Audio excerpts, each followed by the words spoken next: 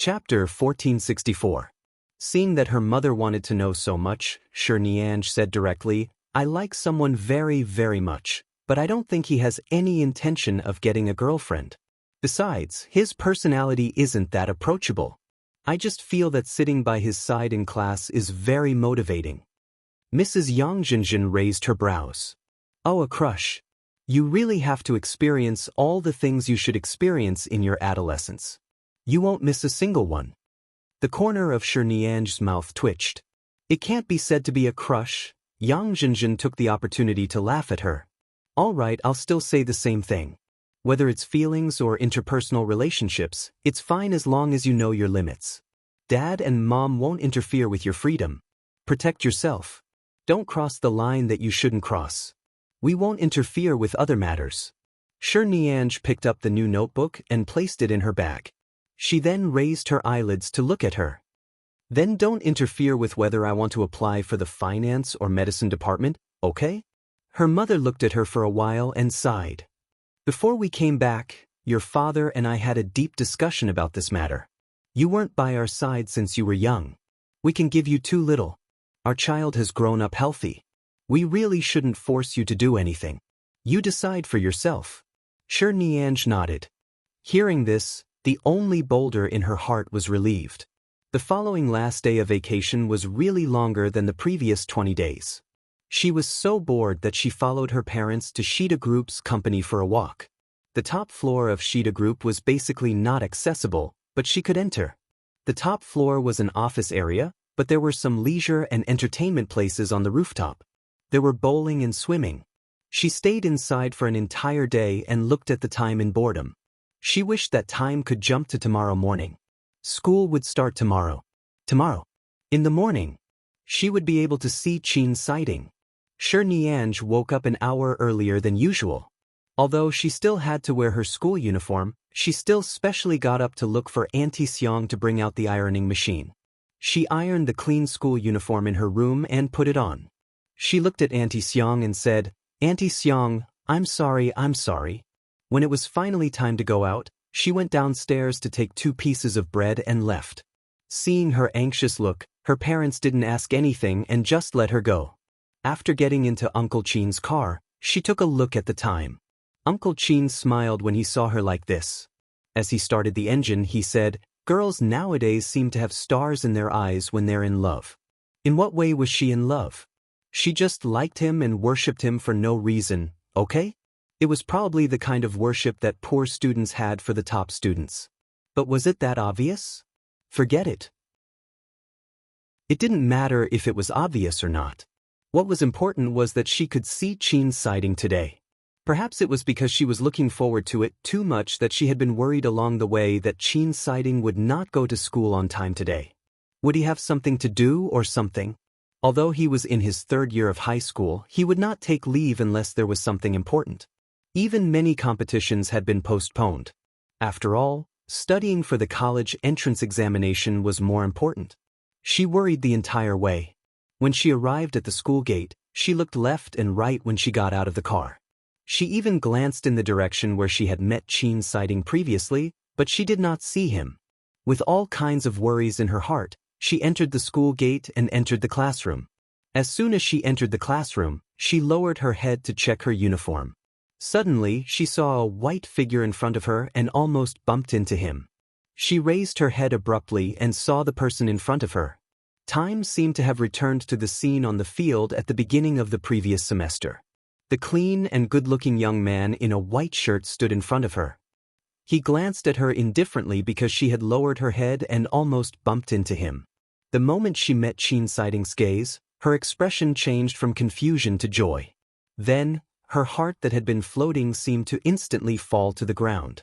He had actually arrived earlier than her. When she saw his clothes, she turned to look at the others around her. "Why aren't you wearing your school uniform?" Today was the first day of school. He should be wearing his school uniform.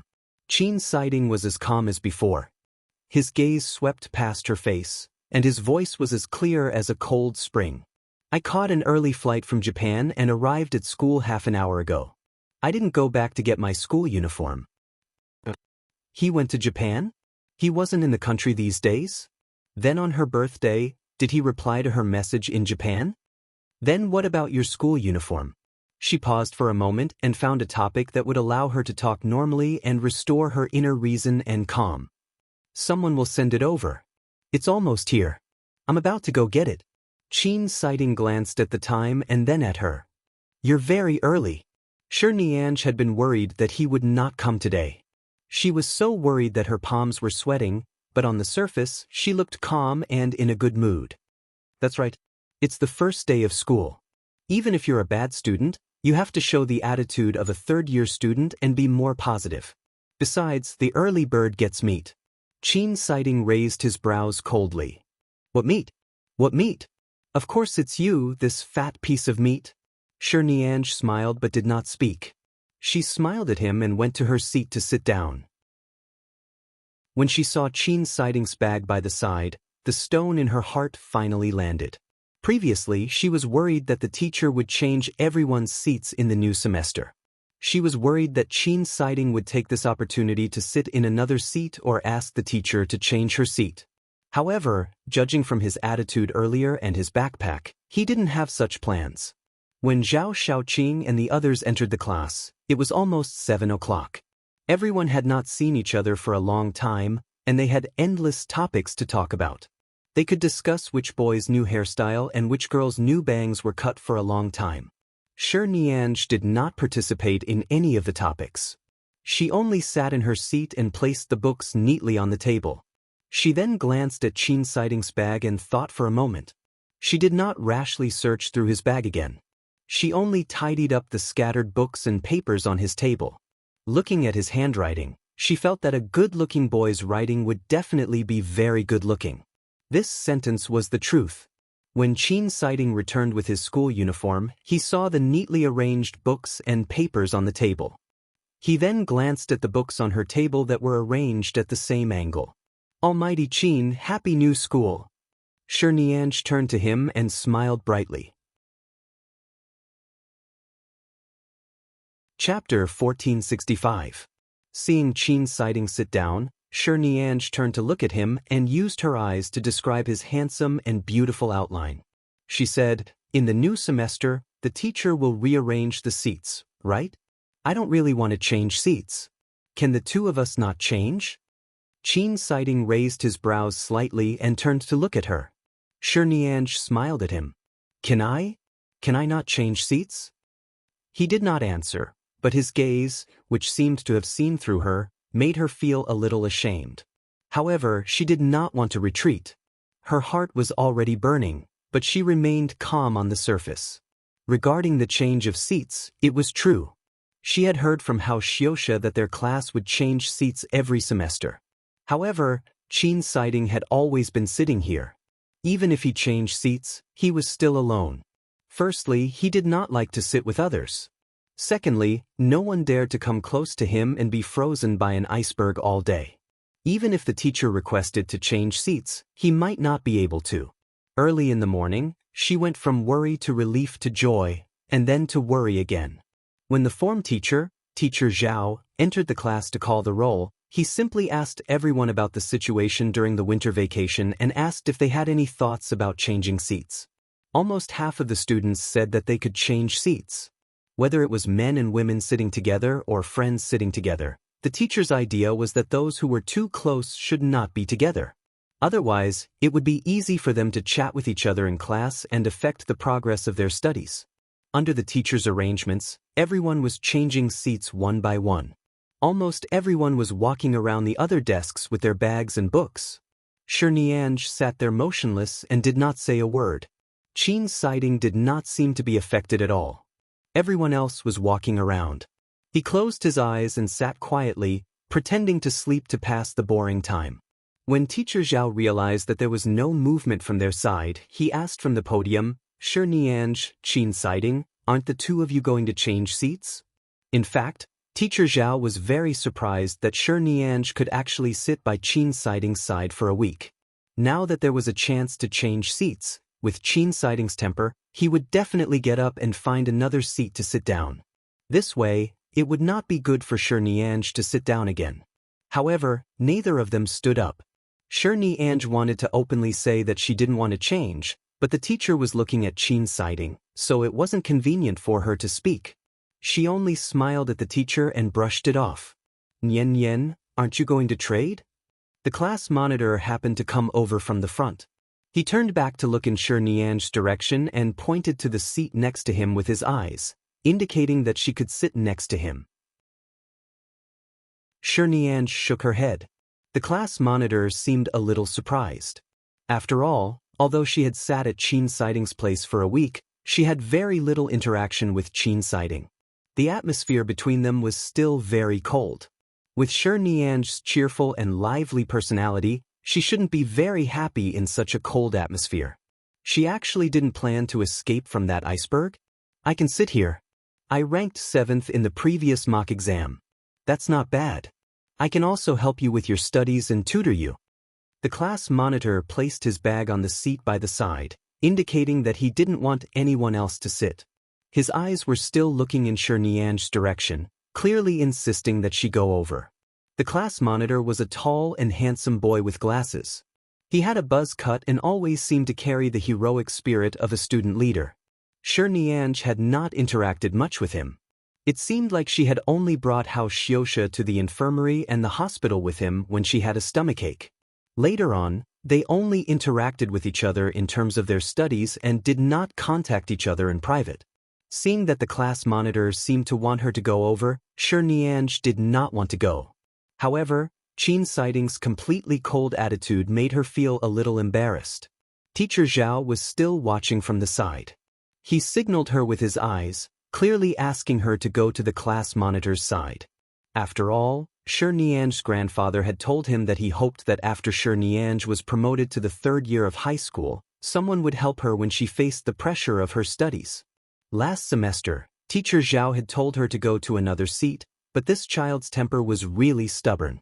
It had been an entire semester and she still hadn't changed. Now, she actually didn't plan to change? Seeing that Nianj was still sitting there firmly, Teacher Zhao looked at Qin Sighting, who had been sitting there quietly with his eyes closed. Student Qin, do you and Nianj plan to stay in your original position or change seats? Everyone was busy moving their books and things. Only a small number of people noticed the situation here, but they only took a glance and then went to chat happily with their new deskmates. The class was noisy, and Nianj's heart was also noisy. The class monitor walked over and was about to move Nianj's book over. Nianj saw that the teacher and the class monitor were planning to move her away from Qin Sighting. For a moment, she could not help but suspect if Qin Sighting had privately requested it from the teacher. In fact, Qin Sighting did not want to sit together anymore. Her heart was in a mess. She subconsciously reached under the table and gently tugged on the sleeve of the person beside her. Qin Sighting opened his eyes and turned to look at her. Nianj also turned to look at him. Nian Nian, give me your bag. I'll bring it over for you. The class monitor had just picked up a few of her books when he glanced at her bag on the seat and reached over. Before his hand could touch her bag, Qin Sighting's gaze finally turned to him. He coldly glanced at the class monitor. She's not changing. Teacher Zhao was still thinking about how to help Nianj improve the learning atmosphere in the last semester of high school. The class monitor she had arranged to go over was indeed pulling her. However, she never expected Qin Sighting to speak. The class monitor was also startled. His hand was still in midair and did not touch her bag. At this moment, Nianj quickly placed her school bag on the other side where his hand could not touch it. She subconsciously moved her body closer to Qin Sighting's side. Although her movements were very subtle, Teacher Zhao, who was standing on the podium, saw it clearly. His eyelids twitched, and at the same time, he saw that Qin Sighting did not seem to be disgusted. He understood. These young children nowadays. The Qin family and the Shi family could not afford to offend anyone. However, it was rare for Qin Sighting to accept someone by his side. Furthermore, he would not accept changing seats after a semester. Nianj was so willing, so forget it. All right, Lin Su, go back to your seat. Teacher Zhao finally spoke. The class monitor responded and then looked thoughtfully at Qin Sighting's indifferent side profile. He then looked at Shirnian's focused expression and left helplessly. Chapter 1466. No words could express Shirnian's current feelings. This feeling filled her heart and remained there for several days. Qin Siding was too good. In fact, under the circumstances where the teacher and the class monitor, Lin Su, clearly wanted to change her seat, if he really didn't like her sitting by his side, he could have remained silent. But he kept her. In the next few days, Shirnian maintained this slightly touched emotion in her heart. When she recalled that Qin Siding had taken the books from the class monitor's hands and placed them on her desk, she felt full of energy. She had to study hard. She couldn't be left behind by the top student. For the next few days, when she slept, she would hold her phone and look at the screen, constantly calling Qin Siding's name in her heart. Although he did not send her any more text messages, just these chat records were enough for her to savor for several days. It had been 3 or 4 days since school started. These 3 or 4 days were peaceful, as though the storm of changing seats had finally passed. Many of the students who had changed seats had officially entered the state of preparing for the college entrance examination. Hao Xiuxia and Zhao Xiaoqing did not change seats either. The two of them seemed to have sat together in the first year of high school. Later, they changed seats and changed back last semester. This time, they did not change seats, and the teacher did not say anything. After all, they were both students in the last 2 rows. Her parents had already gone abroad again. Shirnian returned to Lishui Villa as usual. When Auntie Xiang and Uncle Qin sent her here, they prepared a lot of delicious food for her. The next morning, Shirnian brought the chocolates that Auntie Xiang had brought her to school. The chocolates were for Zhao Xiaoqing and Hao Xiuxia. There was also a box of fruit that she had personally cut in the morning. She placed it in a fresh-keeping box and planned to give it to Qin Siding. She didn't know why she always liked to bring gifts or food for her good friends. In fact, they weren't expensive things, but she always felt that she couldn't finish them alone. It would be a pity to leave so many delicious food in Lishui Villa for more than 2 days. She might as well eat with her friends. She sat in the classroom for half an hour in the morning. As expected, Qin Siding came to school at about the same time as usual. Seeing him unhurriedly enter from the door and sit by her side with his shoulder bag, Shirnian recalled what her parents had said to her before they went abroad. While they were young, everyone was still very simple. If they liked him, they could fight for it. Don't miss it, and don't leave any regrets for yourself. Thus, she looked at him with a pair of starry eyes. Qin Siding also glanced at her. He was expressionless, but for some reason, Shirnian felt that he seemed to be in a good mood today. His expression was also relatively peaceful. Almighty Qin. Shirnian called her softly. Good morning. She thought that Qin Siding would not respond, or that he would just give a faint "n," like usual. Unexpectedly, he opened his mouth and calmly said, Good morning. Shirnian's heart melted at this moment. She quickly lowered her head and pretended to check last night's homework. Her heart was beating so fast that she could only think of a way to calm herself down. Qin Siding greeted her good morning. He had said happy birthday and good morning. She was fine. Very good. Very good. Although they did not change seats, everyone had changed seats this time. Therefore, her and Qin Siding's seats were moved from the row by the window to the row by the other wall and door. Behind them was Hao Xiuxia's side, which was the back door of the class. It was also the position where the teacher often stood outside to launch a surprise attack. This new position had a good line of sight. At the very least, there was no need to draw the curtains to block the blinding sunlight. There was a high wall next to her.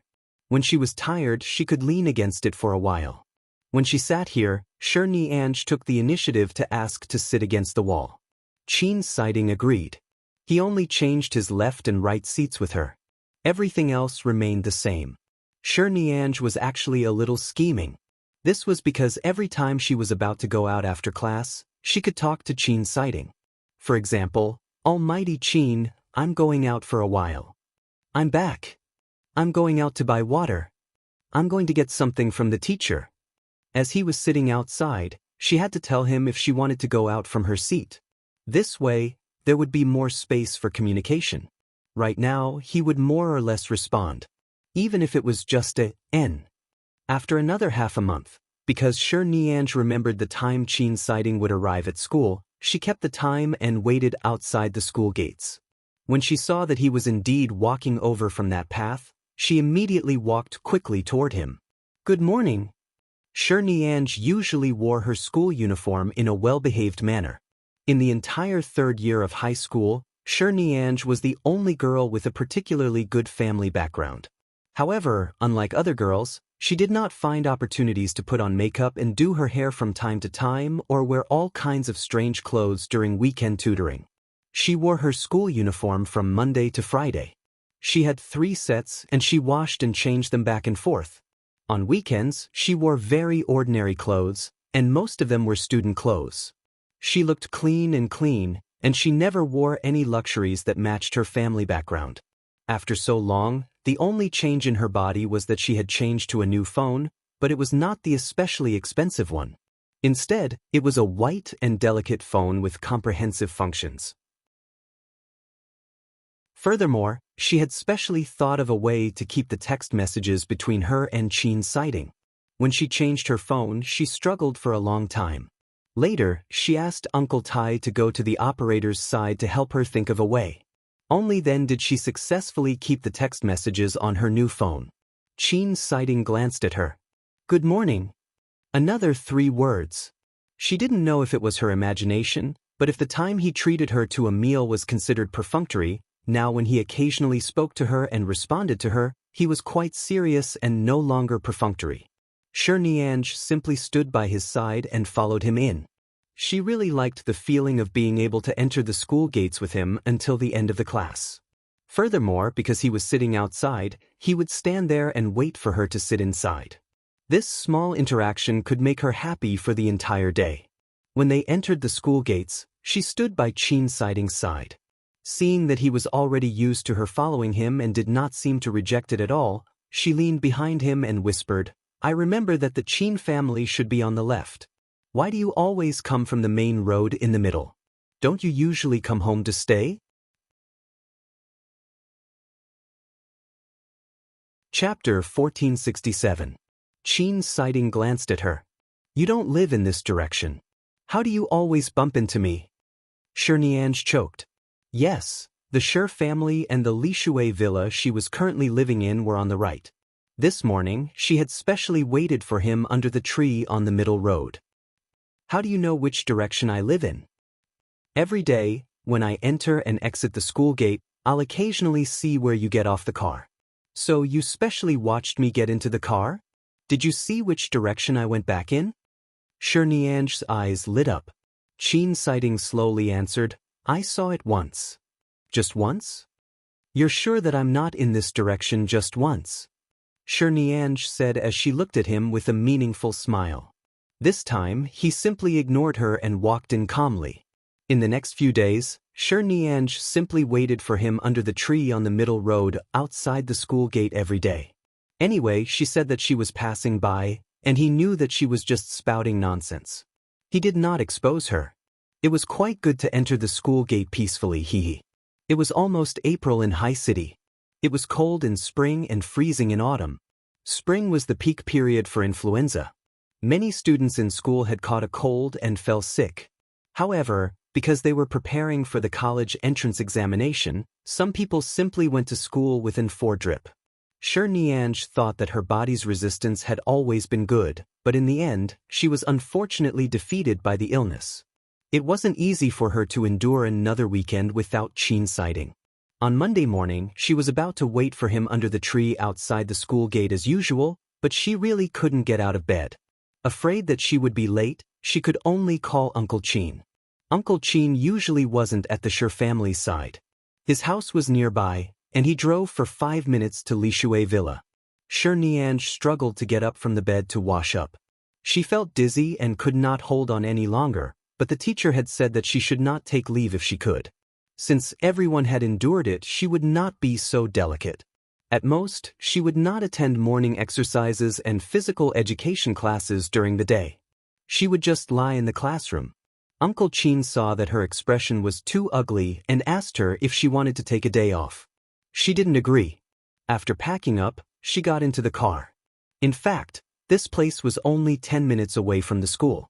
Uncle Chin handed her the thermos cup and asked her to drink more water. When Shi Nianj took it, she deliberately avoided his hand, afraid that Uncle Chin would find out that she was having a fever. She had just woken up. Although she had a fever, it could not be seen on her face. She could only see that she was a little haggard. She sat in the car with her eyes closed all the way until the car stopped outside the school gate. Uncle Chin turned around to look at her and saw that her cheeks were already showing signs of redness. She sat in the back seat dispiritedly and leaned her head against the window. She was sleeping soundly. Uncle Chin reached out and gently touched her forehead. He immediately frowned. This child, she didn't even say anything when she had such a high fever. He saw that many students had already entered the school gate, but Shi Nianj had been strangely coming to school early recently. Uncle Chin glanced at the time. There were still about 20 minutes before she went to study on time in the morning. He quickly took out a clean towel from the spare box in the car and gently covered her. Seeing that she was sleeping soundly due to the high fever and had not woken up, he parked the car and went to the pharmacy to buy medicine. However, Shi Nianj woke up a few minutes after Uncle Chin got out of the car. When she opened her eyes, she was a little confused. She raised her hand and touched her surroundings. She wanted to sit up properly and get out of the car, but the moment her head left the window and her body moved, it was as though there was a large pool of water spinning in her mind. It made her dizzy and she even felt like vomiting. At that moment, she leaned back and closed her eyes, not daring to move. Uncle Chin, her voice was slightly hoarse as she leaned against the car. She didn't know if Uncle Chin was sitting in the driver's seat. She hummed in discomfort. Uncle Chin, help, under the tree in front. Her voice became softer and softer. In the end, she didn't know what she was saying. She raised her hand and weakly put it down. She leaned her head against the window. She felt that the window was very cold. Sticking her head here would make her feel much more comfortable. Uncle Chin went to buy antipyretics and returned. As he walked, he called the Shi family's helper. Auntie Xiang had returned to her hometown for the past few days and wasn't in High City. She could only find someone Shi Nianj trusted and was familiar with to take care of her. Otherwise, she would be worried if she went to school like this. She had to find someone to accompany her in Li Shui Villa. Just as he was about to return to the car, Uncle Chin suddenly noticed that there seemed to be someone standing under the tree in front of him. He looked like a young man, but he only hurriedly passed by to take a look before walking over. He quickly returned to the car to give the Shi family's little ancestor some antipyretics. Shi Nianj was already in a daze from the fever in the car. She could vaguely hear the sound of the car door opening. Uncle Chin came over and said that he wanted her to take the antipyretics. She took it and continued to lean against the car door. Why didn't you say so? If I had known that you were so sick when we were in the villa, I wouldn't have brought you to school. Uncle Chin sighed. You've taken the antipyretics. I'll take you to the hospital. No need. Shi Nianj spoke hoarsely, but her head was still aching. She closed her eyes and asked hoarsely, "What time is it now?" 6:45. Shi Nianj frowned. Almost every day, she met Chin sitting under the tree from 6:50 to 7 o'clock a.m. She had been, coincidentally, meeting him every morning for more than a week. If she did not appear today, would he wait for her, or would he directly enter school without feeling anything? What should she do? Uncle Chin, I don't want to go to the hospital. I want to get out of the car. Shi Nianj felt uncomfortable and wronged. She was usually very open-minded and never felt wronged. However, perhaps because her body was too uncomfortable, she really felt sad and wronged. She had already arrived at school. She was not far from that tree. She was not late, but what should she do? She could not get out of the car at all. As long as she moved slightly, she would feel dizzy and nauseous. She did not dare to move at all. However, would Chin sighting not take it seriously at all? If he did not see her appear, he would directly enter without even asking her. Why are you getting out of the car? There's a small hospital nearby, right? Last time, you said that you accompanied your classmate there. You have to go and take a look at your fever. The flu has been very serious recently. If you only take antipyretics, it might not be of much use. Go and take a look first. No, I want to get out of the car. You have to be obedient. Uncle Chin saw that she was suddenly so willful and immediately used some strength. Although he was the Sher family chauffeur, he had watched Sher Nianj grow up. He definitely could not allow her to enter school sick. Sher Nianj felt extremely wronged. Sher Nianj was extremely aggrieved. She heard him close the car door and prepare to drive. She quickly sat up in her seat and turned to look out of the car window. Recently, the higher-ups have been very strict. There has been an earthquake in the online literature circle. Almost all the novels are being blocked or changed. There are many situations where the first chapters are messed up. Everyone can just delete the book from the bookshelf and collect it again. At present, there are still many chapters in my book that have been blocked. I'll slowly change them myself.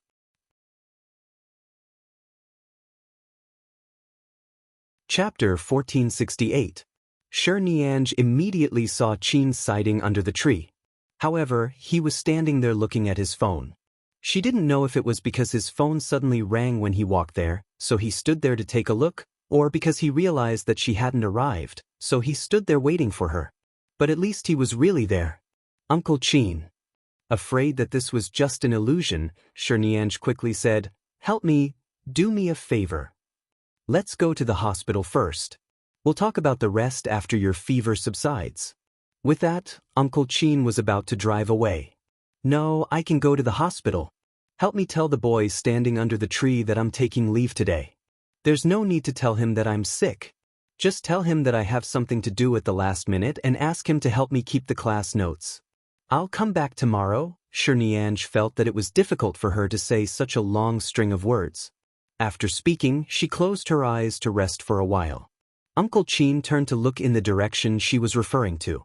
He thought to himself that when he passed by earlier, that good-looking young man seemed to be standing there. Why hadn't he left yet? He turned to look at Sher Nianj and seemed to have thought of something. "Did you make an appointment with him here?" "It's not really an appointment." Sher Nianj was not in the mood to explain. She just wanted to tell Qin siding before he entered the school gates, but she did not want to say that she was sick. Right now, her mind was very confused. She subconsciously felt that he might be waiting for her and told him not to wait any longer. However, it wasn't easy for him to wait for her. She really wanted to see him. She felt so wronged. Her tears were about to fall. She pressed her face against the window and said weakly and helplessly in a hoarse voice, "Uncle Chin, please help me, go and tell him." Seeing her anxious look, Uncle Chin sighed. "All right, wait." With that, he got out of the car. Uncle Chin looked at the time again and remembered the time Sher Nianj had just taken the fever medicine in case the doctor asked about it. He then walked all the way to the tree and saw that the young man had shifted his gaze away from his phone. He walked over. "Hello, I'm the Sher family's chauffeur." Qin siding put down his phone and looked at him. "Our young mistress has something to do today. She might have to take a day off to rest. She asked me to tell you not to wait for her. Also, please help me make a copy of her class notes. She'll get it when she comes to school tomorrow." After Uncle Chin finished speaking, he felt that his mission was over. He turned around and left. Qin siding did not speak at first. Then, he looked in the direction Uncle Chin had gone and the car parked not far away. He said, "There are only 100 days left before the college entrance examination. Why did she apply for leave?" Uncle Chin paused for a moment. Although he remembered that this young man seemed to be from the Qin family, Sher Nianj was currently having a high fever. From his tone, it seemed as though it was unreasonable for him to ask for leave. He turned back unhappily and said, "She doesn't want to ask for leave, but who doesn't have urgent matters all year round?" "She's in the car?" Qin siding had already walked over. There was no extra expression on his face, but his voice was indifferent and firm. Uncle Chin was stunned.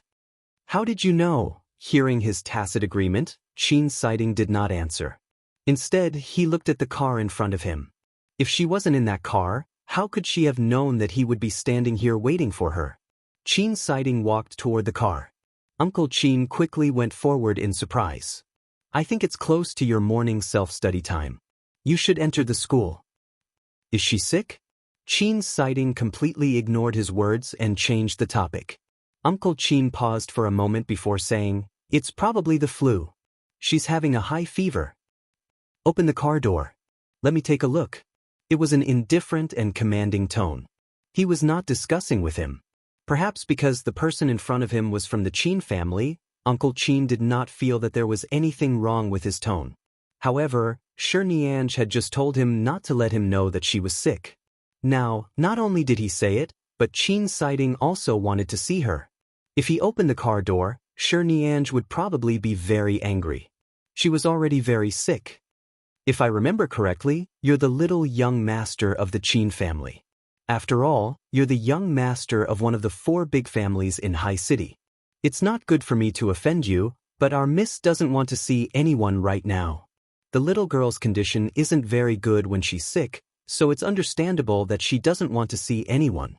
You should enter the school." She originally wanted to force herself to come to school, but now that she's having a fever, she's a little dazed. "I'll send her to the hospital right away." Uncle Chin's words were neither servile nor overbearing. Even though he was the young master of the Chin family, the Shi family was not a small character. Even if there was some ambiguous feelings between these young people, as an elder, he could not let Shi Nianj go when she was sick. Uncle Chin's words were neither servile nor overbearing. However, Chin sighting remained standing on the spot. His gaze was indifferent and cold. "I'll just take a look at her. After confirming that there's nothing wrong, I'll leave." Seeing Chin sighting's seemingly indifferent but cold attitude, Uncle Chin hesitated for a moment. He recalled how Shi Nianj had been in a hurry to get out of the car and raise her head to look out the window. Perhaps she really liked this kid, or perhaps she just wanted to take a look at him to be at ease. It did not seem good for him to stop her. After hesitating for a moment, Uncle Chin said, "Just you wait." With that, Uncle Chin turned to open the car door at the back. He looked at Shi Nianj, who was leaning against the car door. Her face was getting redder and redder because of the fever. She did not move. "Nian Nian." There was no response. "Miss." There was still no response. Uncle Chin was worried that something had happened to her because her fever was too serious. He quickly let go of the car door and leaned close to touch her forehead. With this touch, he frowned even more. He turned around and saw that Chin sighting had already walked over.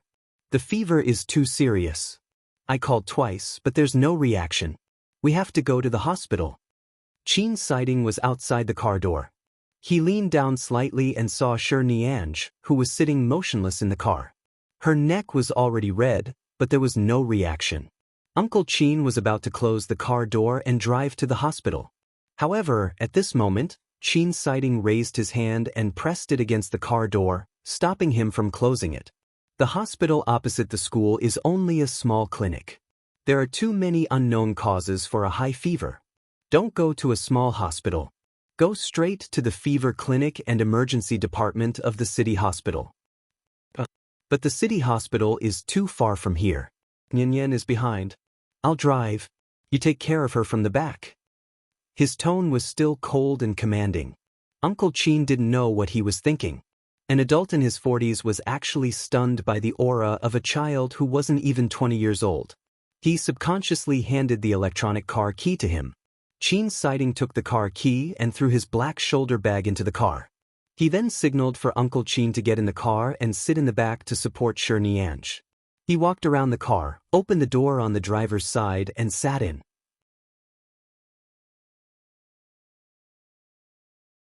Chapter 1469. At this moment, Shi Nianj was completely unconscious, but she was not completely unconscious. Uncle Chin supported her from behind so that she could sit steadily. However, although Chin sighting was young, his driving skills were not bad. He was fast and stable. When the lights changed at the intersection, he would not brake too quickly. Shi Nianj basically did not need to be supported, and she would not fall from her seat. However, Uncle Chin was still worried. He helped her buckle her seatbelt. After all, Shi Nianj was a young girl. It was not convenient for Uncle Chin to hold her with his hands. He could only occasionally hold her shoulders and head. Along the way, Chin Siding did not speak. Uncle Chin glanced at the time and asked, "Don't you need to go to class?" "It's fine." Chin Siding saw that there was a traffic jam ahead due to the morning rush hour. He decisively turned the car into a small road. There were quite a few cars on this road, and the road in the middle was very narrow. Even Uncle Chin, who had been driving for decades, had to drive carefully. However, Chin Siding did not slow down at all and drove very steadily. After successfully driving past, he drove to the main road that was not blocked for the time being and successfully drove toward the road closest to the hospital. Uncle Chin turned to look at Shirnianj, who was still sleeping with her head lowered. "I just gave her some fever medicine, but the medicine probably hasn't taken effect yet. It's still so hot. I don't know how long she had a fever last night. She only called me in the morning," Uncle Chin said as he sighed. "She rarely returns to the Sure family?" At this moment, Chin Siding stopped the car at an intersection where the lights had changed. He glanced back through the rearview mirror and saw Shirnianj pressing her forehead against the door in pain and frowning. "Yes, Nian Nian has been very independent since she was young. Now that her parents are not in the country, she found a place near the school and has been living by herself." Uncle Chin sighed. "Thankfully, she called me in the morning and asked me to pick her up. Otherwise, if she maintained this state and stayed at home with a high fever for an entire day, who knows what would have happened." Chin Siding glanced at Shirnianj in the rearview mirror again. At this moment, the lights in front turned from red to green, and he drove the car forward again. When they arrived at the hospital, Uncle Chin quickly unbuckled her seatbelt and helped her out of the car. Chin Siding got out of the car and was about to go in to help register when Uncle Chin suddenly recalled something. "Wait a minute. I'll go back to the car to get something. Help Nian Nian in first." As he spoke, he quickly helped Shirnianj to Chin Siding. When Chin Siding reached out to help her, Uncle Chin quickly went to the car to take out the blanket. He also took out his wallet and ID card. Right now, he was equivalent to half of Shirnianj's elder. If her illness was too serious, he would have to handle any procedures. He had to bring all of these with him. Shirnianj's body was trembling from the fever. She could not stand at all. Her legs were weak. After being supported by Chin Siding for less than a minute, her entire body fell down softly. However, the moment she almost fell, a strong arm grabbed her from behind and pressed her into his arms. Chin Siding did not need to touch her forehead. Just by touching her back through her clothes, he knew how serious her fever was. "All right, let's go in." Uncle Chin walked over with something and rushed forward to drape a thin blanket over Shirnianj. "She's still trembling. Wrap her with a blanket." Chin Siding did not say anything. He only raised his hand to take it and wrapped it around her. When he saw that she could not walk at all and was about to stagger and fall after taking 2 steps, Uncle Chin quickly came over and said, "Let me do it. I'll send her in." "Thank you, young Master Chin.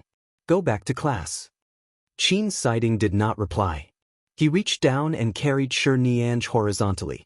He turned around and quickly walked to the main entrance of the hospital's fever clinic. Uncle Chin watched by the side and opened his mouth.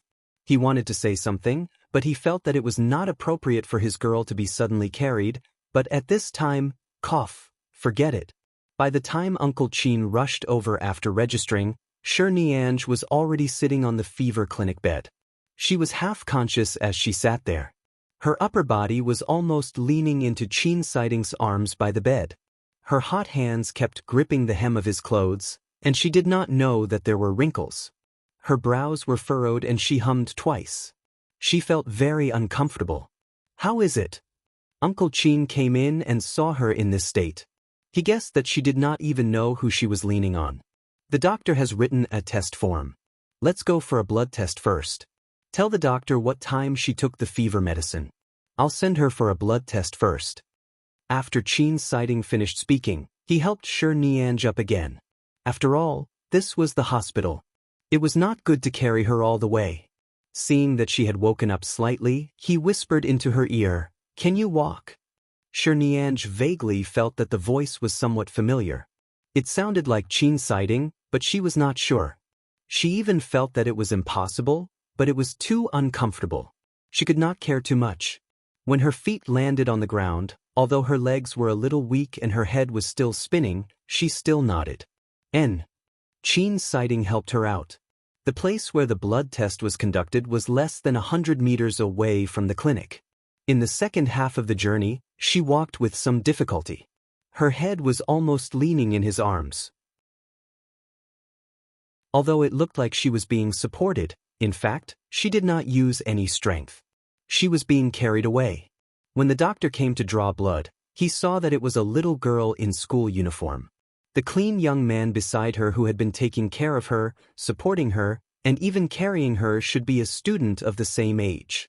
Such a good-looking young couple really made the doctors and aunties who were already past their teenage years feel both tender and envious. Seeing that the girl was still in a daze after her blood was drawn, the good-looking and tall boy almost carried her away. Aya, the love of school days, was really beautiful. The doctors and aunties covered their faces in envy. While waiting for the test results, Uncle Chin went to buy some breakfast. Nianj did not eat much in the morning. Right now, she was still lying in the lounge waiting for her fever to subside.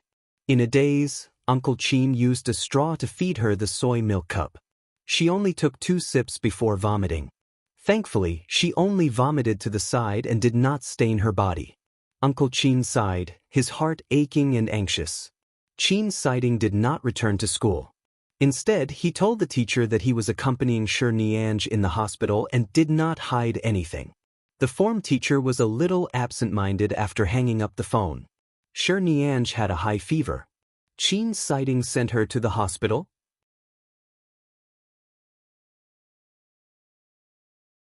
Chapter 1470. When the blood test results came out, Nianj's fever finally subsided a little, but it had not completely subsided. When she first came to the hospital in the morning, her temperature was 39.4 degrees Celsius. It was already 10 a.m., and her temperature was 38.6 degrees Celsius. She was still running a high fever, but at least she wouldn't vomit after drinking some water. She lay in the hospital's lounge. As her temperature had dropped, she felt more comfortable and could finally sleep comfortably. Chin's sighting took the test results to the outpatient clinic and returned not long after. Seeing that she was still sleeping, he placed the results by the side. "How is it? What did the doctor say? Is it the flu or something?" "It's a cold, but it's already in the realm of influenza B. She'll have a high fever for a few days." After speaking, Chin's sighting looked at the time. "Has she eaten?" "Not yet. She can eat the breakfast I bought for her in the morning. I fed her some soy milk and she vomited. However, she drank a few mouthfuls of water before falling asleep. It's okay. She didn't vomit. Think of a way to make her eat. Even if she vomits, she has to eat. She just took her medicine in the morning. She has to continue taking her medicine later. She can't go on an empty stomach," Chin's sighting said as he walked to the bed. The doctor said that there's no need to stay in the hospital for observation. Recently, there have been a lot of influenza viruses in the hospital. It's easier for her to be infected with influenza B here. Let her go back to rest, drink more water, and cool down physically. After the fever completely subsides, she'll be fine. Chin's sighting spoke and walked to the bed to look at Nianj, who was still sleeping. "All right, I'll send her back later," Uncle Chin said as he looked at the time thoughtfully. Chin's sighting glanced at him. "Did you take care of her after you went back?" "I should stay and take care of her, but I have something to do in the afternoon. The auntie who usually follows her closest has returned to her hometown. She'll only return to High City next week. As for the Sher family, I told them not to come after I sent her to the hospital. From the looks of it, I still have to call someone over. I'll call them over now." Chin's sighting glanced at Nianj, who was still sleeping. However, Nianj's home is indeed too far away. They'll probably arrive later. "I'll stay," Chin's sighting said. Uncle Chin looked at him in surprise. Chin's sighting looked up at him. "Is there a problem?" Of course there was a problem. Although you're the young master of the Chin family, you're still a man and a woman. Our Nian Nian is so beautiful, and the relationship between the two of you is so unclear. How could I leave you alone to take care of her?" Uncle Chin didn't dare to say this. He only said, "Send her back first, I'll drive. Qin Siding stood up and left. When Nianj was helped up again, she finally came back to her senses. Qin Siding was no longer in the lounge. She turned to look at Uncle Qin and was stunned for a moment before saying, "Uncle Qin, why am I not in school? You still want to go to school with such a high fever? Do you want to be carried to the hospital by your classmates and teachers?" Uncle Qin glared at her. "All right, the doctor has already taken a look. It's just a viral cold, but if you don't pay attention, it might turn into influenza B. That will be even more uncomfortable and won't recover so quickly. I'll send you back to rest first. After you go back, eat something, take some medicine, and then lie down and sleep well. Don't go to school for the next 2 days." How could she not go to school? Nianj did not answer and was helped out of the lounge. When she was helped to the car, she opened the car door and sat in. She looked up and saw Qin Siding in the driver's seat. She was stunned for a moment, and her eyes were in a daze for a moment. Qin Siding? Previously, when she was in a daze, she seemed to feel that he was by her side. At that time, she thought she was dreaming or confused from the fever, but he was really here? Why was he here? Did he and Uncle Qin send her to the hospital together? All right, don't be in a daze. Your good classmate came to the hospital without even attending class. Let's send you back first. Uncle Qin patted her shoulder from behind. Nianj finally returned to her senses. Only then did Nianj return to her senses. She quickly sat in the car and sat by the driver's seat. She then poked her head out to look at the person sitting in front of her. "It's really you?" Qin Siding glanced at her through the rearview mirror and did not answer.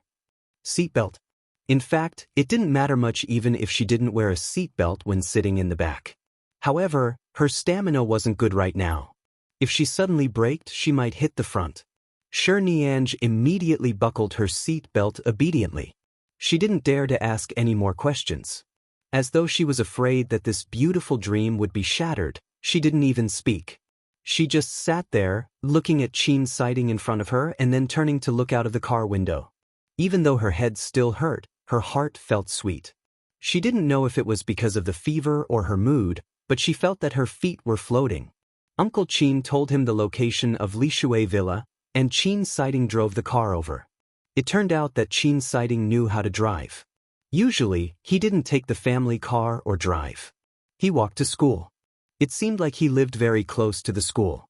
She just didn't know which one was closer compared to Lishui Villa. In fact, it took more than 10 minutes to drive from Lishui Villa to the school. He walked to school, so he was probably closer than her. Along the way, because of her body, Nianj didn't have the strength to speak even though she was very excited. She just sat in the back and looked at Qin Siding from time to time.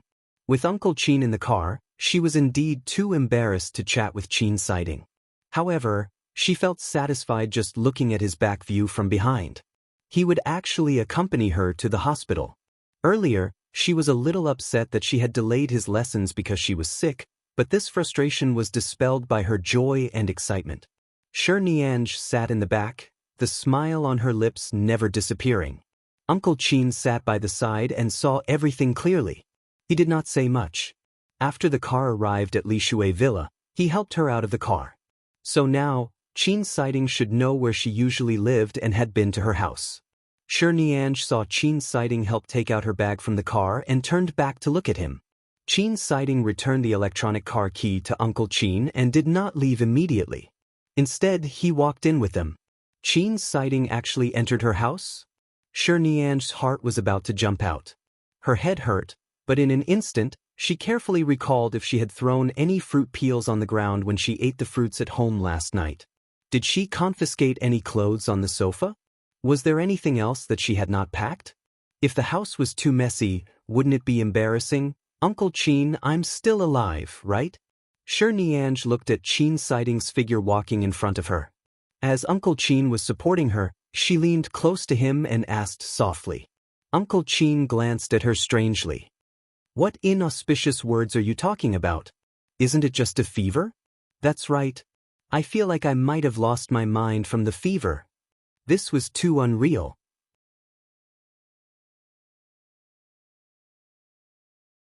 Chapter 1471. After entering the house, Shi Nianj quickly walked away from Uncle Qin and went behind Qin Siding. Sit down first. I'll go get some. Go back to your room to rest.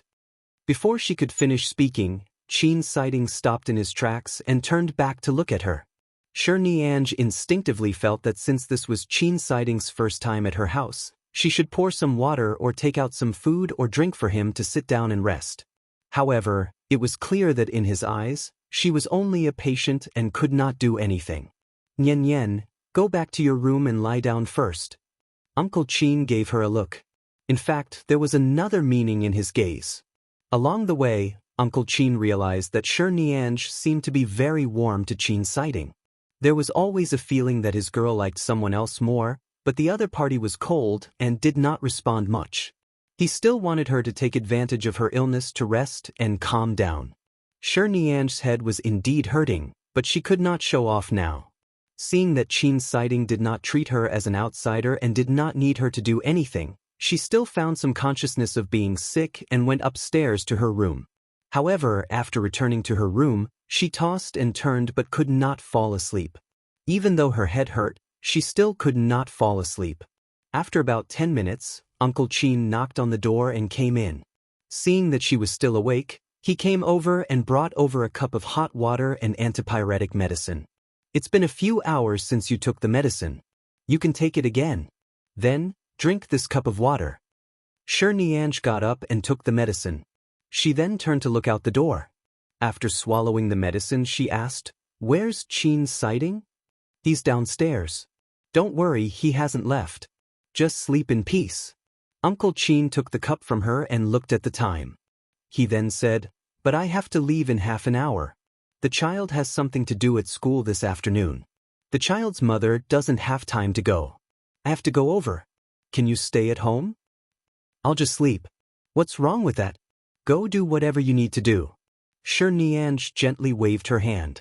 However, she suddenly remembered that Qin Siding was still here. Before she could ask, Uncle Qin said, "I've called the Shi family.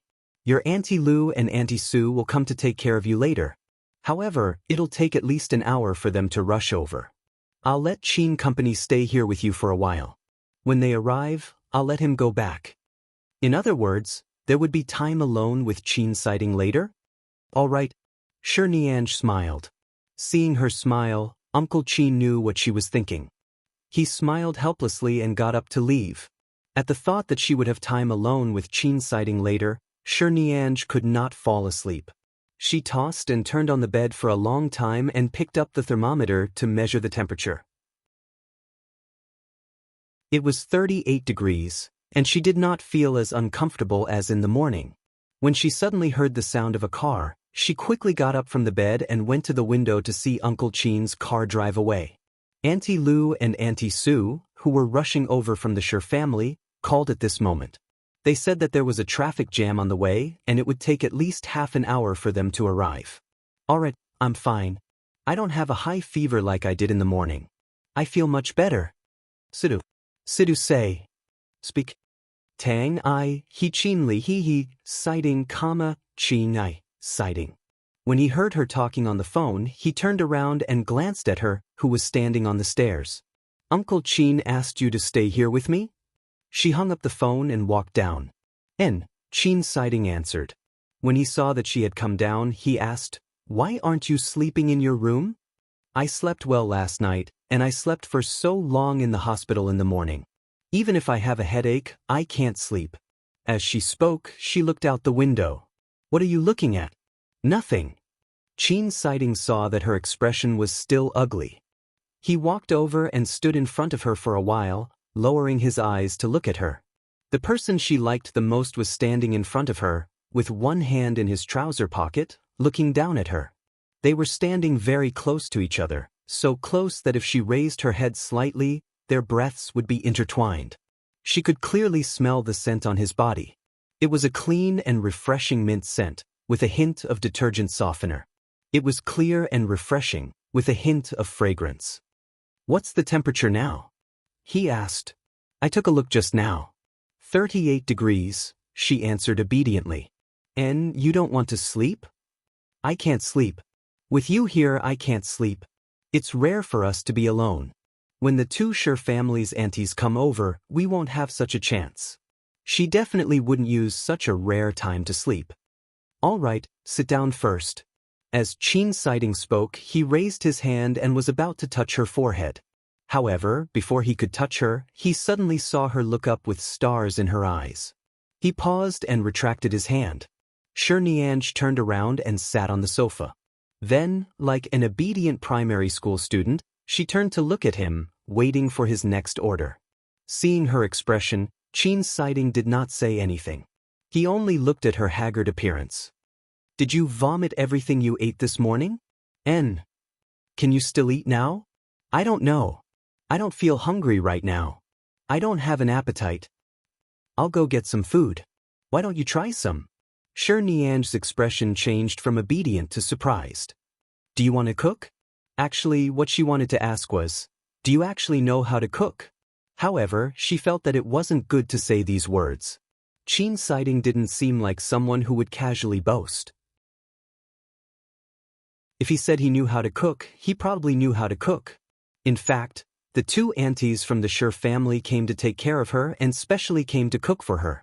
However, compared to these, she naturally wanted to eat Chin Siding's cooking. Chin Siding did not answer. He only raised his brows, asking her if she wanted to eat or not. I'll eat whatever you cook. He glanced at her again and snorted. He did not answer her obviously infatuated words and turned to look for the ingredients in her kitchen. Sure Nianj rushed to follow closely. Standing outside the kitchen door, she saw that he had already gone in to open the refrigerator. She stuck her head out and said, "There are fruits and various vegetables in the refrigerator. They were all prepared by Auntie Xiang when she came over. As this villa is a little far from the supermarket, there seems to be a lot of frozen things. Otherwise, there's no need to go through too much trouble."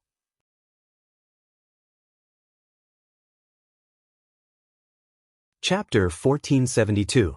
Not to mention glutinous rice balls or frozen dumplings, even if it was a cup of water that Almighty Chin had personally boiled for her, she could drink it like it was immortal water. After looking at the ingredients in the fridge, Chin Siding said, "It's best to eat something that's easy to digest during a fever. Glutinous rice balls are not easy to digest." "Oh, then anything is fine. Porridge is fine. Noodles are fine too. How about noodles? There might be some noodles in the cupboard." Sure Nianj pointed in the direction of the cupboard. In fact, she would also cook some food. After all, she was used to being independent since she was young. However, she did not cook much. However, she would notice what ingredients were at home when she went into the kitchen to pour water. With her current condition, although she should drink some nutritious food to nourish her body, she would probably vomit out some oily meat soup. The doctor had told her that it was best not to eat eggs, beef, or seafood for a few hours after taking the fever medicine. After Chin Siding found the noodles, he put them in the water to cook. He did not say, and she did not ask. She just felt that no matter what he made, she would definitely be able to eat it. Sure Nianj could not stand any longer. She had a fever and had yet to eat anything. Her legs were still weak. She turned around and walked back to the sofa to wait. She leaned against the sofa and sat for a while. Not long after, she smelled a fragrance. When Chin Siding brought out 2 bowls of noodles, she poked her head into the bowl and saw that it was 2 bowls of golden and alluring onion oil noodles. "Come and eat." Chin Siding placed the noodles on the dining table by the kitchen. "I'll get the chopsticks." Sure Nian stood up and rushed to prepare the cutlery. "There's no need. I saw the chopsticks on it. I'll take them. Sit down." Chin Siding did not look at her and had already entered the kitchen. Sure Nianj was so happy that she could not hide the smile on her lips. She quickly sat down at the dining table. Chin Siding came over and handed her the chopsticks. She took it and was too embarrassed to keep staring at him. She directly focused her attention on the onion oil noodles in front of her. After taking a bite, the smile on her lips widened. "You still have to get used to it?" Chin Siding saw her expression and asked calmly. "It's delicious. Of course I'm used to it." It was so delicious that she was almost moved. He knew that she had a cold and fever and could not eat many things. Otherwise, it would affect the efficacy of the fever medicine, so he only made the simplest scallion oil noodles without any messy things. He also knew that she did not have much taste in her mouth right now. If she ate too light soup, she would definitely not be able to eat it, and it would be easy for her to vomit, so he simply made this more appetizing scallion oil noodles. However, he did not put much oil in it. It looked faintly golden, and when it entered the mouth, it was also very fragrant. It was not too oily or salty at all. In short, it was extremely delicious. She would never throw up again with this bowl of noodles. Seeing that she liked it, Chin Siding picked up his chopsticks. Without asking, she guessed that he probably did not eat much in the morning, so he had only made 2 bowls. When she was halfway through eating, Shi Nianj felt that she was, after all, the owner of this house. Chin Siding was a guest, but she still needed him to cook for her. She put down her chopsticks awkwardly and said, "If I had known that it would be so serious this morning, I would have rested at home. If I hadn't gone to school, you probably wouldn't have seen it and wouldn't have delayed my classes. Send me to the hospital. There are still 3 months before the college entrance examination. I'm really sorry for delaying your classes." "It's fine." Shi Nianj's heart was filled with joy. She really did not know what to say.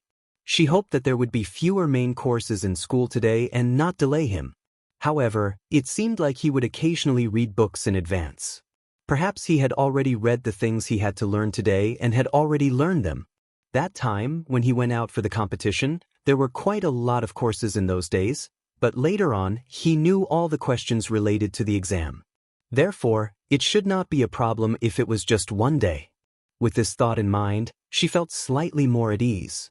She then looked at the person opposite her. Not only did Chin Siding send her to the hospital and accompany her in the hospital, but he also came to her house. Now, he was actually sitting here with her at her house and eating with her. Furthermore, he had personally made the scallion noodles. It was really hard to imagine what Chin Siding's usual life was like. As a member of the Chin family, he actually knew how to make such delicious noodles.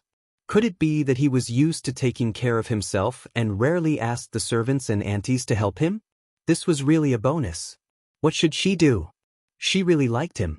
She liked him so much that she felt that in the future, she wanted to make a mark on the bowl he was using now. In the future, when she ate, she would definitely use that bowl. No matter how many times it had been washed in the dishwasher, those were all bowls that Chin Siding had touched. She felt that she could place them by the bed and stare at them every day.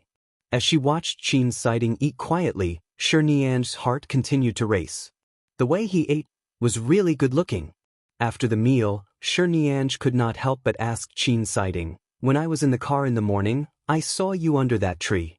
Did you happen to pass by at that time, or were you waiting for me?" Chin Siding looked at her. When Shi Nianj thought that he would not answer her question, he slowly said, "Waiting for you." Shi Nianj's mouth was slightly agape.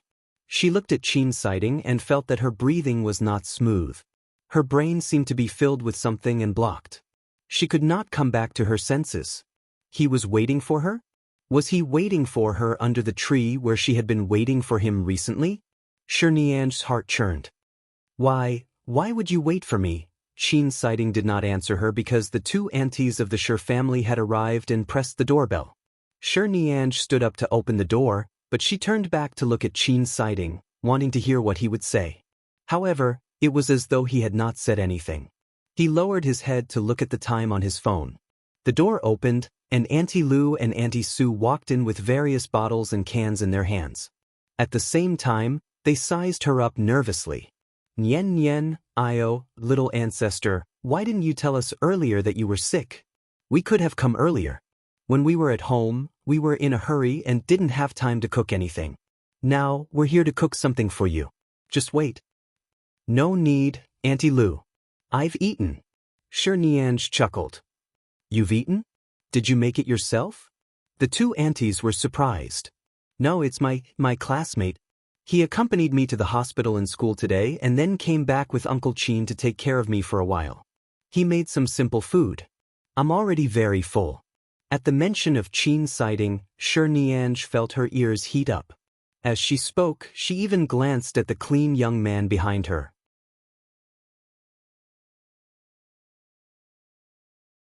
Chapter 1473. The two aunties had seen the fairy-like young man when they entered the door, but since Niange was sick, they did not ask too much. Now, they shifted their attention back to Qin's sighting. At first, they were surprised, but then they quickly said, "It's good that you've eaten. We were afraid that it would be too late to cook here. Why aren't you going back to your room to rest? What are you still doing here? Didn't you have a fever?" "I'm much better now. I can't sleep even if I keep lying down. Besides, I just ate. If I lie down directly, my stomach won't feel well." "That's right. Then all of you rest. Your Auntie Sue and I will go get some fruits for you and your classmates to eat. If you're sick, drink more water and eat more fruits and vegetables. The two of us will stay here tonight until you recover." "I don't think it's possible. Don't stay in Li Shui Villa alone. Come back to the Sure family with us." Auntie Lu was usually talkative, but now she was nagging nonstop. "No, the Sure family is too far from the school. This place is close to the school, and it's convenient to go to school. There's no need to wake up so early. You know that I'm in my 3rd year of high school. I leave early and return late every day. There's no need to waste so much time on the road." As Niange spoke, she glanced back at Qin's sighting, meaning that he could help her testify how tight the school time was. Qin's sighting's beautiful brows moved slightly, but he did not say much. When the two aunties looked at him, he nodded politely as a form of courtesy. After the two aunties arrived, Qin's sighting had no reason to continue staying here. Even if Niange didn't want him to leave, it was already past 12 o'clock. He could return to school before 1 in the afternoon. This way, he would only be delaying half of his lessons. No matter how reluctant she was, she still said, "Go back to school before 1. It's just delaying the morning's lessons. My guilt in my heart will be smaller.